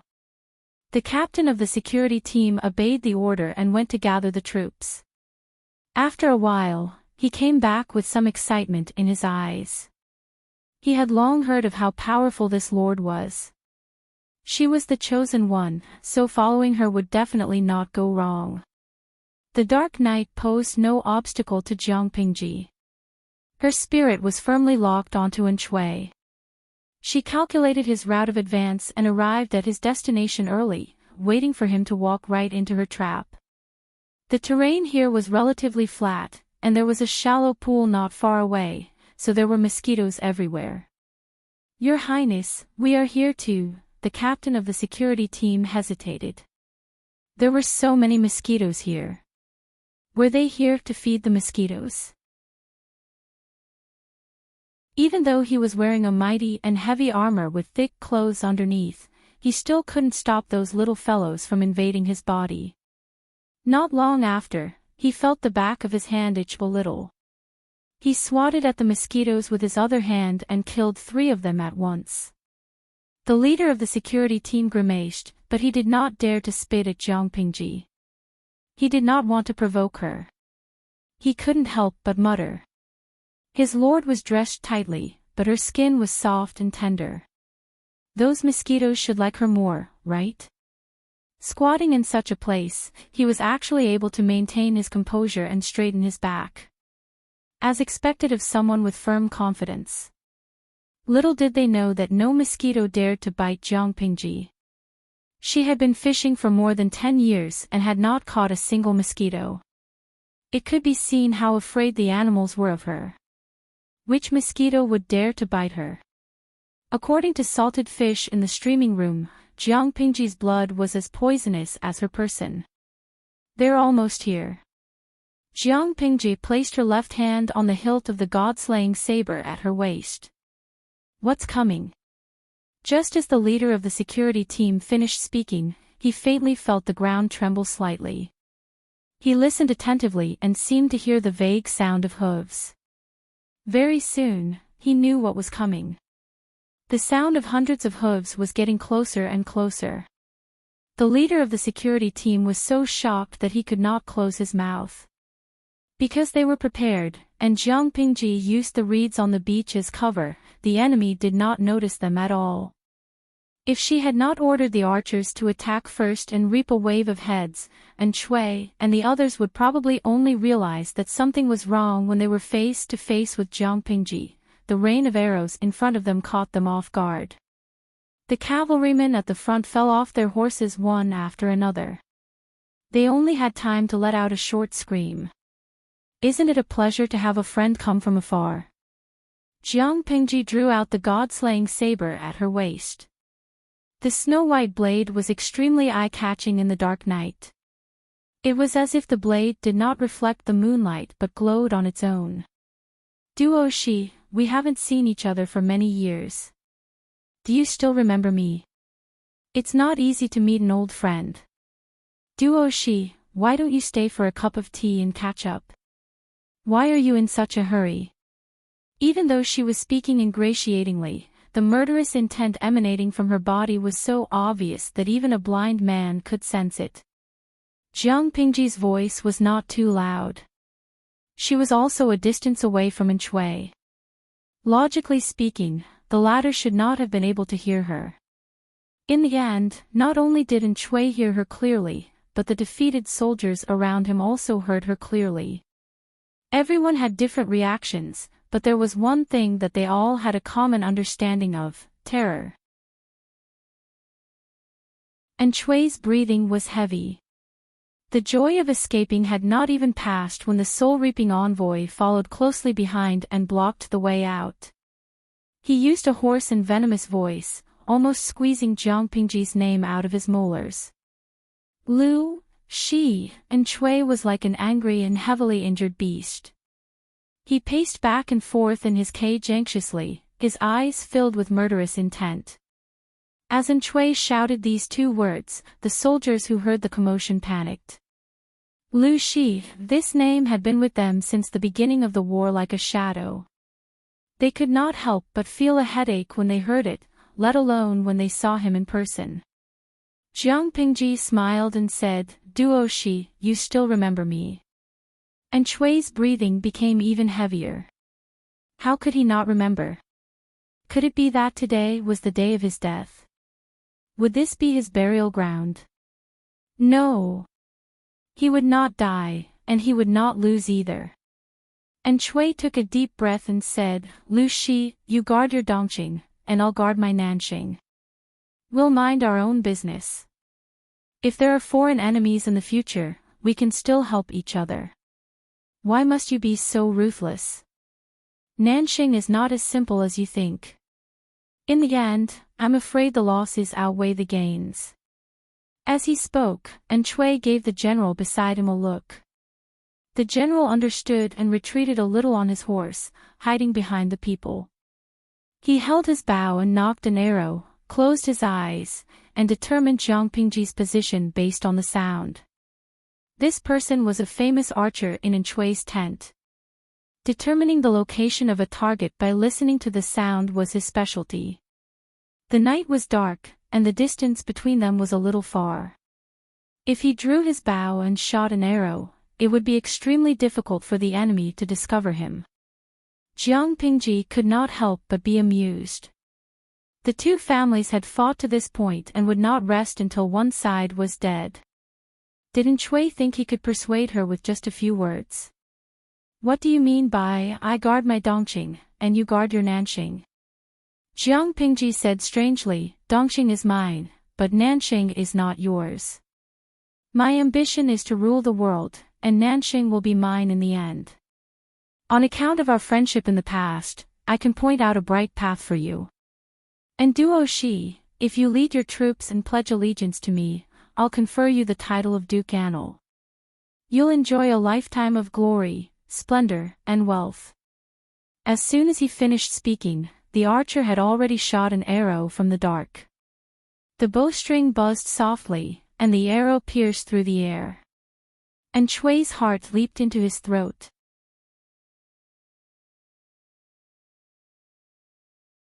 Chapter 1686. My leg, the sudden pain made Chui cry out in pain. The warhorse he was riding neighed loudly because of it. Sometimes it raised its front hooves, and sometimes it kicked its hind legs. The more violently it moved, the deeper the arrowhead buried in the horse's body, tearing and stirring its flesh. Fresh blood flowed from the wound. The warhorse was startled and jumped around. The person on the horse suffered even more. And Chui was even more unlucky. He was thrown off the horse for the second time. If someone hadn't grabbed his collar when he fell off the horse, he would have suffered a concussion. Of course, Chui's center of gravity wasn't on the warhorse. The pain in his thigh was even more acute, occupying all of his attention. And Chui's entire face was contorted in pain. It looked hideous and terrifying. To reduce the pain, he raised his hand and grabbed the cloth around the wound on his thigh. He used so much strength that he almost tore the cloth into pieces. His 5 knuckles were pale from the excessive force. In stark contrast was blood. Warm, sticky blood stained Chui's palm. The red and white contrasted, making the white look whiter and the red look redder. This scene happened in an instant. Before many people could react, Chui had already fallen to the ground, howling in pain. Thus, someone reprimanded him sternly, Lu Shi, you're a feudal lord. You're so sinister and cunning. How dare you stab someone in the back? Jiang Pingji laughed coldly. She was becoming more and more aloof, but the salted fish in the streaming room couldn't tolerate it. Was their streamer someone who could be slandered by any trash? Kuang Xia Mo sure, a thief calling a thief is probably this kind of person. 5 million salted fish have seen it. How can you distort the truth? Dong Dong Xia Hua Kai, heh, this kind of trash isn't worth the streamer's saliva to defend. This double standard is really unsightly. At your grave mound jumping disco, the point isn't this double standard trash. The point is that the streamer just caught the arrow in the back with her bare hands and threw it back. One word, the super invincible thunderbolt haughty. 2 words, so handsome that I can't close my legs. Pooh Cece, it's a godlike maneuver. I was worried for the streamer just now. I didn't expect her to throw a slap back at me. Our spacey streamer is handsome to a new height every time. That scene just now was so noble and cool that he had no friends. Lu Siji Lianming, a straightforward person doesn't beat around the bush. I want to be F***ed by the streamer until my legs turn to jelly. Number by, pft, I didn't expect you to be so experienced. Tudu Fecho, I didn't expect you to be such a big boss. Count me in. In this era where men were becoming more and more exquisite and young ladies were becoming more and more majestic, Jiang Pingji was simply the lover of the masses. The host's arms were the harbor where they could fight for their entire lives. Not only did this scene cause Enchui and the others to be in a frenzy and speak indiscriminately, but the leader of the security team beside Jiang Pingji was also so angry that his eyes were about to split open. It was impossible to defend against the enemy's sneak attack. Even though it wasn't aimed at Jiang Pingji's face, it was still dangerous to aim at her. If she was shot, she would be seriously injured even if she didn't die. They were heartless and unjust, launching a sneak attack first, and now they actually had the cheek to make a false accusation. And Chui had purposely conversed with his lord to attract everyone's attention, then secretly shot an arrow. Was this a gentleman? Bullsh *T about your ancestors. The leader of the security team was a middle-aged man in his 30s who was nearing his 40s. When he scolded, his voice was like rolling thunder. He had cultivated his body and mind for many years. Now that he had failed, he wished he could roll up his sleeves and chop up his enemies to feed to the dogs. You are despicable and shameless. I feel so ashamed on behalf of you sons of bitches. Jiang Pingji couldn't help but roll her eyes. She said softly with a smile, if you want to scold others, just scold them. Why do you have to scold yourselves? He called them sons of bitches and called himself but wasn't the father of a son of a bitch also a tortoise? The leader of the security team was speechless. Don't argue with him at a time like this. Whose side are you on, my lord? Why waste your breath? Tie them up and beat them however you want. I want to see if they have any other part of their bodies that's hard except for their mouths, Jiang Pingji said with a cold smile. That body of worthless bones. Maybe it's not as durable as that thing under their abdomen. The leader of the security team cupped his fists and said, yes, my lord. And Chui's thigh had been pierced by an arrow, and he had been thrown off his horse. He was in so much pain that he almost lost consciousness. Everyone wanted to escape with such a burden, but they couldn't keep up with Jiang Pingji's fast horse. They were all captured after a few moments of struggling. It was a one-sided battle that had no suspense. Jiang Pingji looked down at Enchui, who was tied up and had cold sweat dripping from his forehead. She said coldly, back then, I was able to save you from the snow-covered land. Now, I can take your life here. I gave you a way out just now, but you didn't take it. You just want to die. Why? And Chui was in so much pain that his lips turned white. Not to mention moving his injured thigh, even breathing would affect his wound. With difficulty, he revealed a mocking smile and said, Lu Lanting, why do you need to pretend to be benevolent and righteous? No matter how I pretend to be benevolent and righteous, didn't I let you drag out an ignoble existence for so many years? You should be deeply grateful. Jiang Pingji raised her foot and used the tip of her shoe to grind against the area near his wound. And Chui screamed in pain again, but she lectured him expressionlessly, a drop of water should be repaid with a spring of water. And Wishy, this is called repaying a cold arrow. Whether it's a blessing or a curse, you have to bear it yourself. When the captured minister of Enchui saw how Jiang Pingji had humiliated him, he was so angry that smoke almost came out of his head. All sorts of expletives came out of his mouth. Jiang Pingji admired these people with backbone, so she gave them a quick death by beheading them with a single slash of her sword. Many people were so shocked that they shut their mouths when they saw the man who had been cursing and swearing a second ago roll his head on the ground the next second. Winner takes all. Why don't you just accept your fate and admit defeat? You win fair and square, and you lose fair and square. Only the incompetent will bark like crazy. Jiang Pingji didn't even look at the man, but the effect was outstanding. Only those who were observant noticed that the man Jiang Pingji had just beheaded was the man who had secretly shot an arrow at Enchui. Such a streamer had no soul if she didn't take revenge. Enchui endured the excruciating pain and said, Lu Shi, you want me to admit defeat? Why don't you just kill me? Jiang Pingji took the handkerchief from the leader of the security team and slowly wiped the blood off the blade of the god-slaying sword.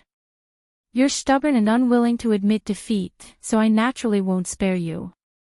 But you're a feudal lord after all. Isn't it a waste of your talent to die here? No matter what, I have to make proper preparations and send you on your way with a bang, shouldn't I? Jiang Pingji sheathed the god-slaying sword. Everyone had personally witnessed Jiang Pingji's eloquence. She could make people want to die at any moment. Tie them all up and reward them according to their contributions when we return. The leader of the security team beamed with joy and said in a loud voice, Yes, sir.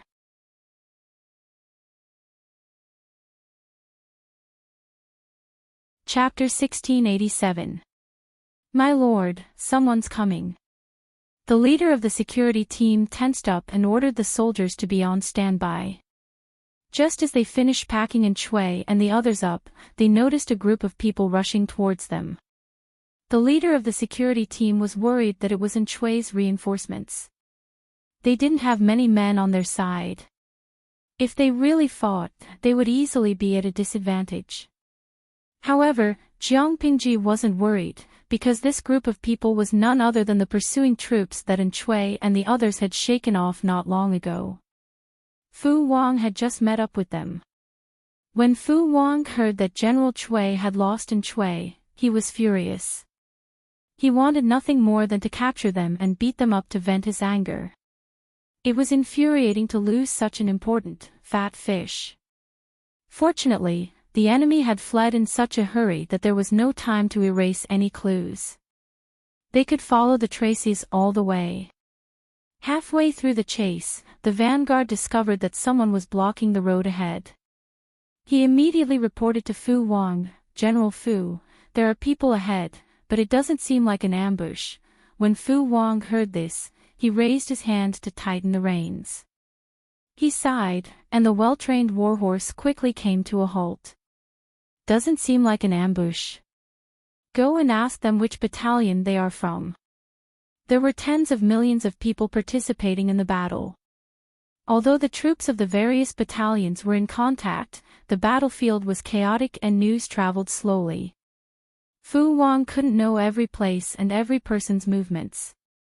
If the people ahead were not Enchui, then they were other troops in the army. It was late at night, and it wasn't convenient for them to use battle flags to distinguish between friend and foe. It was better to understand the situation before deciding on their next move. Perhaps Ye had also discovered Enchui's deserter and had specially sent people to capture him. When the vanguard received Fu Wang's order, he rode forward and asked loudly. I am General Fu Wang's subordinate. Who are you waiting for? When the leader of the security team heard this, his tense nerves relaxed, and a hint of joy appeared on his face. My lord, so it's General Fu Wang's men. Jiang Pingji didn't smile. Instead, she revealed a trace of embarrassment. She seemed to have accidentally stolen Fu Wang's victory, causing the credit to fly away from his hands. Go and tell him that I'm here. Yes, my lord. The leader of the security team hadn't realized that he had stolen the victory. General Fu Wang is here. Hurry and pay your respects. The leader of the security team was in charge of Jiang Pingji's security. Naturally, he would interact with Fu Wang. Both of them were familiar with each other's voices. Hearing this voice, Fu Wang knew that the person in front of him was his lord. Half of his worried heart was relieved. The other half was naturally Enchui, whose whereabouts were unknown. If the lord knew that he had lost track of the enemy's leader, not to mention a reward, it would be good enough if he didn't suffer. Fu Wang braced himself and led his men forward. He dismounted from his horse when he was still 2 to 3 feet away from Jiang Pingji and walked forward. Both sides lit up their torches. With the light dispelling the darkness, they could finally see each other clearly. General Fu Wang greets the lord. Fu Wang put away his weapon and bowed. He was a little nervous. Jiang Pingji raised her hand to help him up. Her lips curled into an awkward but polite smile. No need to be so polite, Jingtu. Are you here for Enchui? Fu Wang was stunned. He didn't know how his lord knew, but he quickly understood Jiang Pingji's meaning from her expression. Master, what you did was too unethical. Fu Wang felt wronged. He still wanted to say it out loud. Jiang Pingji coughed softly and said, the fire in the granary rose to the sky. I was worried, so I brought some people over to take a look, but I met them halfway. The captain of the security team listened silently and silently refuted in his heart. How could it be a spur-of-the-moment thing? They had clearly come prepared, and they had specifically come to stop Enchui. Fu Wang could not say anything bad about his lord. If she brought up the matter of him losing Enchui, he would not be able to get away with it. Thus, the pitiful Fu Wang could only silently accept the fact that his lord had snatched his kill. He could only hold back his tears of blood. He couldn't vent his anger on his master, but he could vent it on Enchui. If it wasn't for the fact that this old fellow was so good at running, Fu Wang would have caught him long ago. Would it have been his lord's turn to snatch his head? My lord, where's Enchui? Jiang Pingji pointed her thumb behind her and pouted. He's lying there half dead. I'll take care of him when we get back. Fu Wang said, is Enchui willing to submit? If he submitted, Fu Wang would probably be so depressed that he would vomit blood. He did not want to see Enchui continue to jump around. Jiang Pingji made sarcastic remarks. Her mouth was as poisonous as ever. Him. He won't turn back even if he hits a brick wall. He's very arrogant. Fu Wang could tell that his lord did not like Enchui either. Unless Enchui shamelessly stuck to her, she would not ask him to surrender. This place is too close to the front lines. To avoid accidental injuries, please allow me to send someone to escort you back to the camp. Jiang Pingji did not reject Fu Wang's suggestion. Anyway, Enchui had already been captured. She was not interested in the other small fries. Okay, let's go back to the camp. Enchui had been captured. It was a good opportunity to destroy the enemy's nest in one go. She did not want to miss such a good opportunity. Jiang Pingji captured Enchui along with a few key personnel. Her words stirred up 1,000 ripples. Yang Si was so shocked that he almost jumped out of his bed. Wait. Who did you say you caught? Yang Si was stunned. Was he dreaming and hadn't woken up yet? The person had no choice but to repeat himself. The enemy's leader, Enchanting, has been captured. My lord is waiting in the main tent for the military counselor to go over and discuss it. Yang Si wiped his face hard. All his drowsiness had disappeared. Enchanting had been captured. This was too exciting. He had the feeling that he had drunk too much and that everything was over when he woke up from his drunken stupor. Feng Zhen and the others had similar thoughts. Almost all of them were dumbfounded. They quickly changed their clothes and hurriedly rushed to the main tent. When Wei Xi heard the news, he was still awake. Not only was he not shocked, but he had a feeling that it had finally come. Please wait for a moment. Rong Xi, tidy up your attire so that you won't be disrespectful in front of others. He washed up and tidied up unhurriedly. His calm eyes carried a vague sense of relief. Ever since he had been reborn, he had known that this day would come sooner or later. When Enchanting had been defeated and killed, Wei Xi had still been imprisoned. When he saw the light of day again, his old master's corpse had long been speckled and cold. Considering that he had been his lord's subject in his previous life, he should go and see him one last time. Because the tent was located relatively close to the main tent, it was not too late for Wei Xi to wash up and head over. Half of the people in the tent had yet to arrive. After a quarter of an hour, the people arrived one after another. Fu Wang and Xie Zhe, the two heroes who had rendered meritorious service, opened the tent and sat in their seats, their bodies covered in blood. As soon as the two of them sat down, someone bowed to them and congratulated them. They had achieved a great victory in this battle. Military merits would not be able to escape. Xie Zhe turned his head and chatted happily with Li Yun. He looked disheveled, but his eyes were bright. People were in high spirits when faced with happy events. Only Fu Wang smiled bitterly to himself. He had been greatly wrong today. As he was thinking, his lord walked out from behind the screen and sat upright. Everyone could not help but straighten their backs. The meeting began.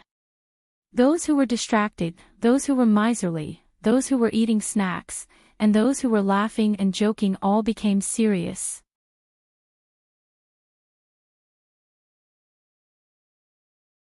Chapter 1688. What did they have to say? Of course they wanted Enchanting to die as soon as possible. The food was already heated. Could there be other changes? The 5 million salted fishes complained about the plot as they ate their melons. They'd finally had a good time after holding back for so long. If Enchanting didn't die, wouldn't it be the same as eating back the shit they'd painstakingly excreted? If that was the case, there would probably be another batch of salted fishes who'd turn from fans to haters. Carefree hee, I hope Enchanting dies as soon as possible. Tongtong's girl, there are so many people from all walks of life in the streaming room, but I don't like Enchanting. Let him die. Xingyue Tianyun, streamer, don't forget what Enchanting did when he conquered the southern barbarians. Even if the southern barbarians deserved to die, Enchanting's methods were too despicable. If you keep this guy around, he'll bite you when you let your guard down sooner or later. Xiao Xiao Wang Yang, like. Enchanting is a ticking time bomb. He can't compare to Huang Song and Yang Tao. If Enchanting can live even after surrendering, then I'll feel wrong for Su Bei and Su Fei. They're much more likable than Enchanting. Even though the Su brothers committed suicide after their defeat and didn't die directly at Jiang Pingji's hands, they were still better off than Enchanting. If someone like Enchanting could live, the two brothers would be filled with regret if they found out. The salted fishes had a unified opinion, the streamer could go wild, but Enchanting had to die. Jiang Pingji didn't give any explanation to the salted fish's discussions. Instead, she paid close attention to the reactions of the civil and military officials. Yang Tao was a straightforward person. He was about to speak when his friend secretly pulled on his sleeve. He was about to stand up. "What's wrong, Xiaoyang?" Yang Tao asked his friend with his eyes, but the other gave him a "shut up" look. "Anyone can speak up about this matter, except for you. Don't interfere.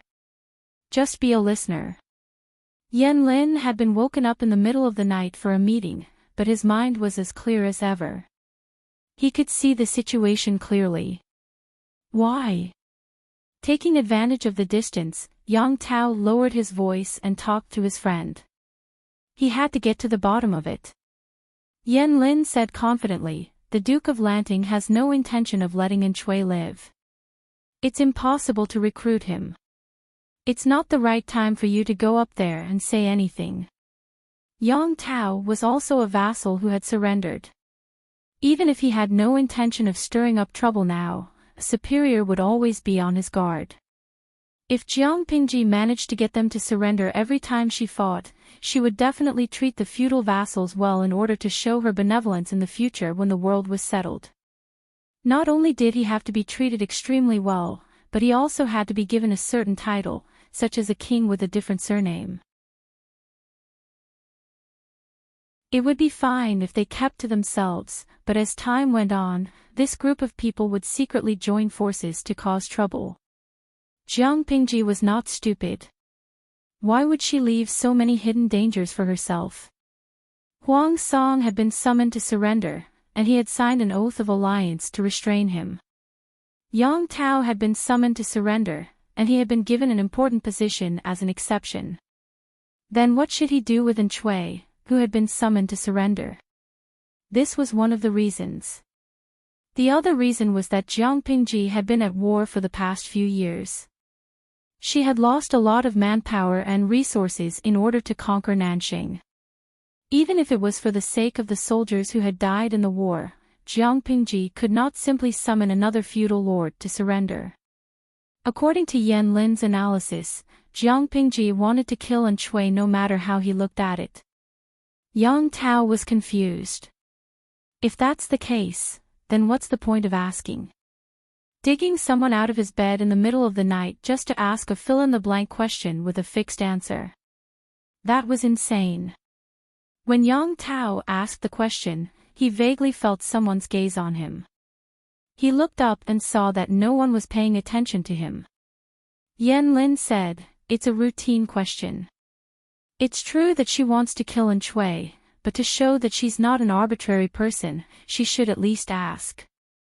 Yang Tao was so shocked that his mouth opened slightly. After a while, he managed to choke out a sentence. It's a pity that I'm only halfway through my dream." Yan Lin was speechless. Because Enchui was more valuable dead than alive, a few important ministers secretly wanted Enchui dead. Of course, not all of Jiang Pingji's subordinates were smart. There were always different opinions. From a short-term perspective, they all agreed that Enchui should not be killed and that they should try to recruit him again. Given that their lord was a little fierce, they were very tactful when they made their suggestions, afraid that they would step on a mine. Jiang Pingji did not comment on this suggestion. She just turned her gaze to the others. "Besides that, do you have any other opinions?" Her gaze swept across Feng Zhen and the others one by one. Yang Si nodded his head, his eyelids drooping. His upper and lower eyelids bumped into each other. Feng Zhen covered half of his face with a fan. It looked normal, but according to the changes in his facial muscles, he was most likely yawning. Li Yun, Xie Zhe, Qi Kuang, and the others looked thoughtful. Unfortunately, they hesitated and did not dare to speak. Wei Xi, Jiang Pingji gave Wei Xi a look. The latter looked slightly awkward, but in the end, he took the initiative to leave the table. "My lord, I don't agree with the judgment of the others. Since the Lord had spoken, Wei Xi naturally had to help her and smooth out the show. Oh. What do you mean? And Shui is only a captive. My lord has personally asked for him to surrender once. How can you ask for him 3 or 4 times? Asking for him once was already giving him face. Don't be so shameless. Wei Xi continued, secondly, this person's temperament is treacherous. He acts ruthlessly and ruthlessly. He will do anything to achieve his goals. This can be seen from how he treats the old, weak, women, children, and sick among the southern barbarian captives. If such a cruel and cold-blooded person is recruited to surrender, there is a high possibility that he will betray us in the future. My lord should not take this risk. My lord, please reconsider and consider it carefully. Wei Xi threw out a brick to attract Jade. He explained most of the reasons.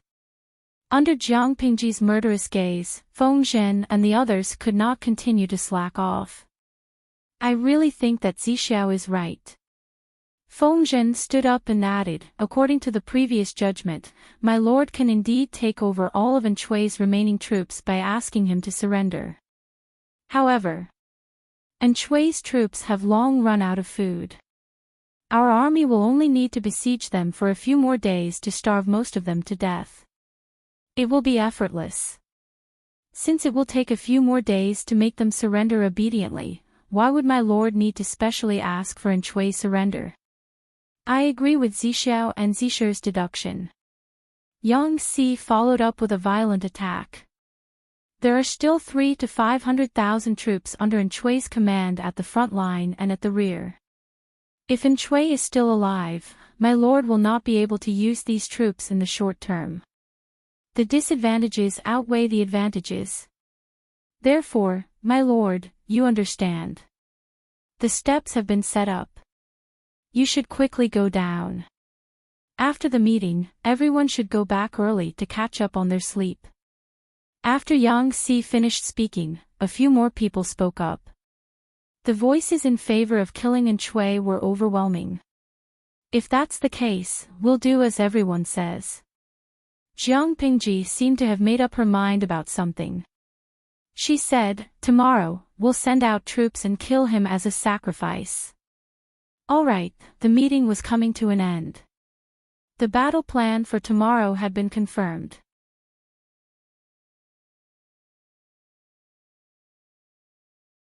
Chapter 1689. That was true, but there weren't many who were in the mood to sleep after they returned. The battle the next day was crucial. It was a good opportunity for everyone to fight for credit and gain experience. No one wanted to miss it. Just thinking about it made him excited. How could he fall asleep? Not only could they not sleep, but the captives in Shui and the others could not sleep either. They were anxious about their future. All of them looked dejected, like stray dogs. How does Lu Shi plan to deal with us tomorrow? Everyone had the same thought in their minds. No one wanted to die, but the butcher's knife was in the hands of the enemy. There was nothing they could do. What are you afraid of? At most, we'll die. Why should a man be afraid of death?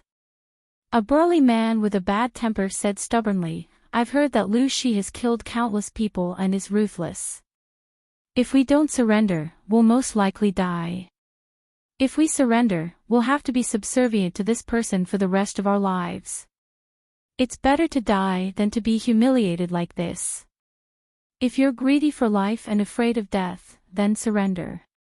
When everyone heard this, their faces turned ashen. They didn't know if they were frightened by the burly man's words or angered by them.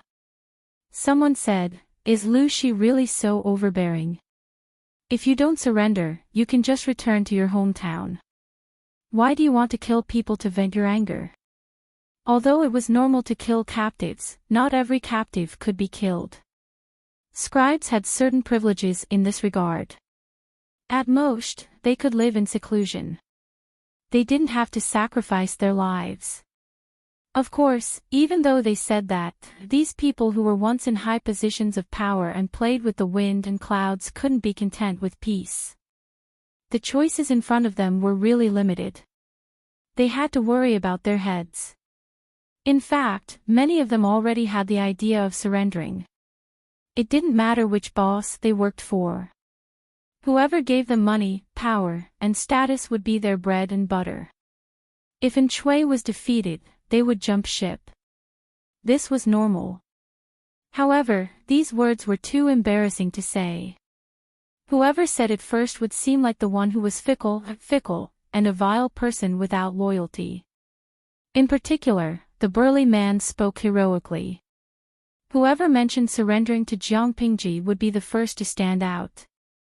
To prevent the atmosphere from becoming too awkward, someone cleverly changed the topic. Our lives and deaths are still a small matter, but the Lord's situation is really not good. If they submitted, they would have a chance to climb up in the future. Didn't they see that Huang Song and Yang Tao's former officials were still enjoying themselves in Jiangpingji's tent?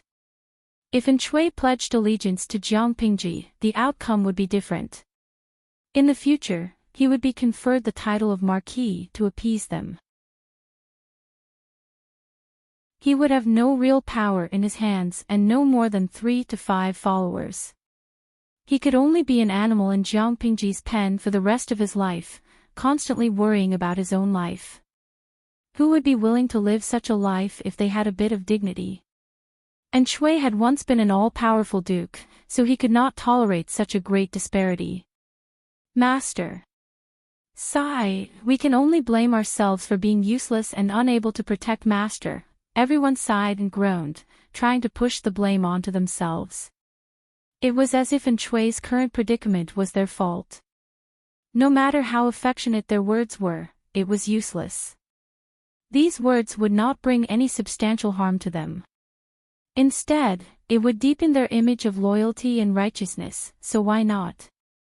They were no fools. They had a vague idea of what had happened to Enchanting. Enchanting probably wouldn't be able to escape this calamity.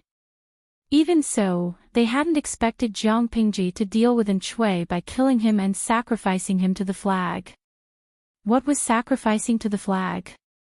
Before the army set off, they sacrificed living creatures to the gods and prayed for the gods' blessings to achieve victory. Jiangpingji had always disliked superstition. In the more than 10 years of war, the number of times she sacrificed to the flag was pitifully few. Most of the time, it wasn't to pray for blessings to the gods, but to kill the enemy to boost morale. The living creatures she sacrificed to the flag included, but were not limited to, chickens, ducks, fish, geese, pigs, dogs, cows, sheep, enemies, and traitors. For example, during the battle in Changya, the fellows who had jumped between her and Huang Song had been captured by her tricks and killed as a sacrifice to the flag. However, most of these living creatures were small pawns. It was the first time she had encountered a leader like Enchanting. On the second day, the army gathered neatly. The half-dead Enchanting was carried to the altar. Upon seeing this, Enchanting understood his fate. He was so angry that his face darkened. Lu Shi, how dare you humiliate me like this? Killing a duke to sacrifice to the flag. Weren't you afraid that this display would cause dissatisfaction among the scholars of the world? Jiangpingji pressed her left hand on the hilt of her sword. With a cold expression, she said, "How can this be called humiliating? You're unwilling to pledge allegiance to me, but I can't possibly release you as a commoner. Isn't this your fate of choice? How can you blame me?" Jiangpingji's counterattack last night had been merciless. Even though the arrow hadn't hurt Enchanting's thigh artery, it had made him wish he were dead. Later, when the medics pulled out the arrow to stop the bleeding, he fainted from the pain. After a round of torment, he had lost half his life. Now that he had been captured and brought to the altar as a sacrifice, Enchanting's spirit became more and more dispirited. His angry questioning just now was more like the final radiance of a setting sun. No matter how angry Enchui was, he couldn't change the fate of the loser. Someone had gagged his mouth with a dirty handkerchief, and he was forced to kneel on the ground. With the posture of a sinner, he showed his sorry state to the thousands of soldiers below him. His opponent, Jiang Pingji, accepted everyone's worship and submission to her as a ruler. Enchui's hands were tied behind his back with hemp rope. His shoulders were suppressed by two burly men on his left and right. His head, which was usually held high, had no choice but to hang down. No matter how he struggled, he couldn't move an inch. Apart from causing the wound on his thigh to open up and blood to flow, he didn't gain anything else. After an unknown amount of time, perhaps an hour, perhaps only half a cup of tea's time, a blinding white light flashed before his eyes. Enchui subconsciously shrunk his head. He closed his left eyelid, which had been hit by the white light, and used his right eye to see the source of the white light. It turned out to be the saber at Jiang Pingji's waist. The morning sun rose slowly from the east. Puff! The saber in her hand fell. With a flash of white light, Enchui's head was separated from his corpse. Fresh blood sprayed onto the altar like a pillar, dyeing it scarlet. The soldiers who witnessed this scene let out a tsunami of cheers. The Lu flag fluttered in the wind, forming a sea of red. The army has set out for battle. We wish you all a triumphant return. The general said, "We swear to live up to our mission even if we die." Dozens of people shouted. Their voices reverberated in the drill ground, stirring up waves of hot blood and making one's heart surge. There was no need to elaborate on the outcome of letting a group of jackals, who had been boosted by morale, go on a punitive expedition against a group of stray dogs with low morale and a lack of food and rations. After this battle, Jiang Pingji defeated Enchui's remaining army of more than 200,000 with only 100,000 troops. She achieved a complete victory. The three armies continued south along the river, heading straight for Enchui's lair. 2/3 of Nanxing had fallen into Jiang Pingji's hands. The enemy troops along the way had little power to resist.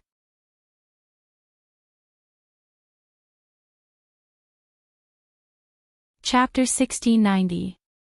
When there was no tiger in the mountain, the monkey was king. This was probably referring to the Xicheng Emperor concubine. Ever since the young master committed suicide, Hua Yuan rarely visited the Xicheng Emperor concubine. No one knew what he was busy with every day, and he was very mysterious. Without Hua Yuan's interference, the Xicheng Emperor concubine's days were very comfortable. All the servants in the mansion treated her as their most precious treasure. The old officials would often send their wives over to visit her, and the gifts they gave her were all precious and rare. The days of being worshipped and fawned upon by others was before the fall of Xicheng Kingdom. The Xicheng Emperor concubine regained the feeling of being above everyone else and almost forgot all the unhappiness and hardships she had suffered. However, she was soon unable to be happy. The delayed pregnancy almost caused her to lose her form. Nausea and vomiting, dizziness and fatigue, drowsiness and salivation, one symptom after another found her and took up almost all of her energy. When she finally got used to it, her swollen legs and ugly marks on her stomach made her feel disgusted. The first time she felt the movement of the fetus, this disgust reached its peak. Looking at her balloon-like belly, the Xicheng Emperor concubine would often wake up from nightmares. In her dreams, she would dream that she had given birth to a monster with 3 heads and 6 arms. This monster had 3 eyes, 4 mouths, and each foot only had 2 toes. It could speak the human language the moment it was born. Every time she had nightmares, this monster would use its limbs to burst open her belly and climb out with a hideous smile. It would open its mouth and devour her organs clean. Every time she woke up screaming, she would realize that she was covered in cold sweat and her stomach was in pain. The doctor did not dare to use strong medicine because the fetus in her belly was too precious. He could only use a mild sedative to help her sleep. After a few days of rest, the nightmares and night sweats had clearly weakened. The maid carefully asked for her opinion. "Madam, the weather is very good today. Do you want to take a walk in the courtyard?" The Xichang Emperor concubine slept until dawn, which was a rare occurrence.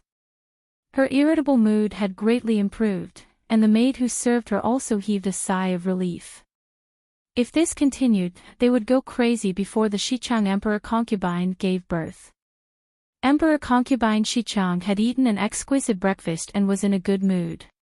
When she looked up and saw the golden sunlight shining down from outside, she was instantly excited. With one hand on her waist and the other on her round belly, she walked slowly with the help of her maid. As her body was too heavy, Xichang's Empress concubine felt tired after walking one round. She returned to the house and leaned lazily against the table. In order to pass the time, Xichang's Empress concubine deliberately looked for a maidservant to chat. "Is there anything new out there recently?" The maid thought about it carefully and said, "I didn't hear anything special." "What about Counselor Hua?"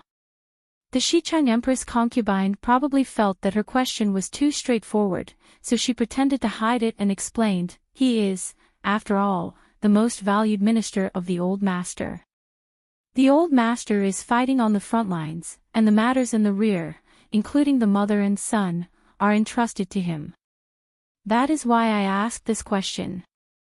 I don't know why, but I've been so flustered these past few days. I've been having nightmares about terrible things in the middle of the night." Of course, Xichang's Empress concubine would not say that she had dreamed of giving birth to a monster. Instead, she said that she had a nightmare because she was too worried about Enchui. The maid did not suspect anything. She said, "Counselor Hua. I've heard a little about it. I've heard that Counselor Hua hasn't been himself lately." Xichang's Empress concubine's eyebrows twitched. "What's not himself?" Usually, military Counselor Hua was gentle and courteous. However, after the young lord passed away, he seemed to have changed into a different person. Not only was he irritable, he even whipped the servants who made mistakes to death.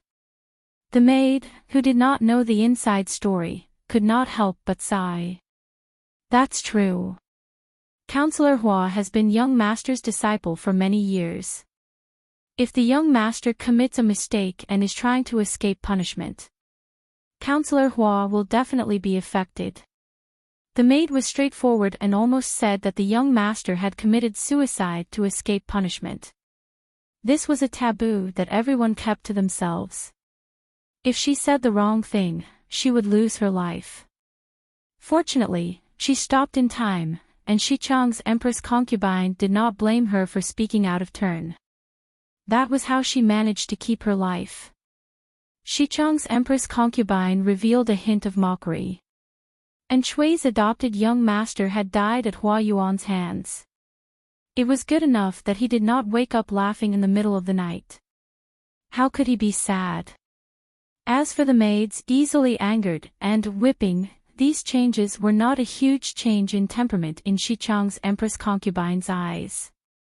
It was clear that Hua Yuan had revealed his true nature. He was finally willing to tear off the mask of a gentleman that he had maintained for so many years and return to his true self. Apart from that, is there nothing else? Xichang's Empress concubine stroked her belly from time to time. She felt sleepy. The gossipy maid revealed a troubled expression. Xichang's Empress concubine caught it and said, "If there's anything, just say it. Don't beat around the bush and be secretive. It's better if you say it now. It's better than if I somehow hear it in the future and alarm the little ancestor in my belly." The maid gritted her teeth and said, "Madam, I heard some bad news 2 days ago. It said that the situation at the front lines is not good." Xichang's Empress concubine's heart tightened as she asked, "Not good? How is it not good? How would I know? I only heard it from a martial artist with some connections." I'm not too sure about the specifics. After the maid finished speaking, she pleaded, Madam, these things cannot be spread. If the head nanny finds out, I'll lose my life.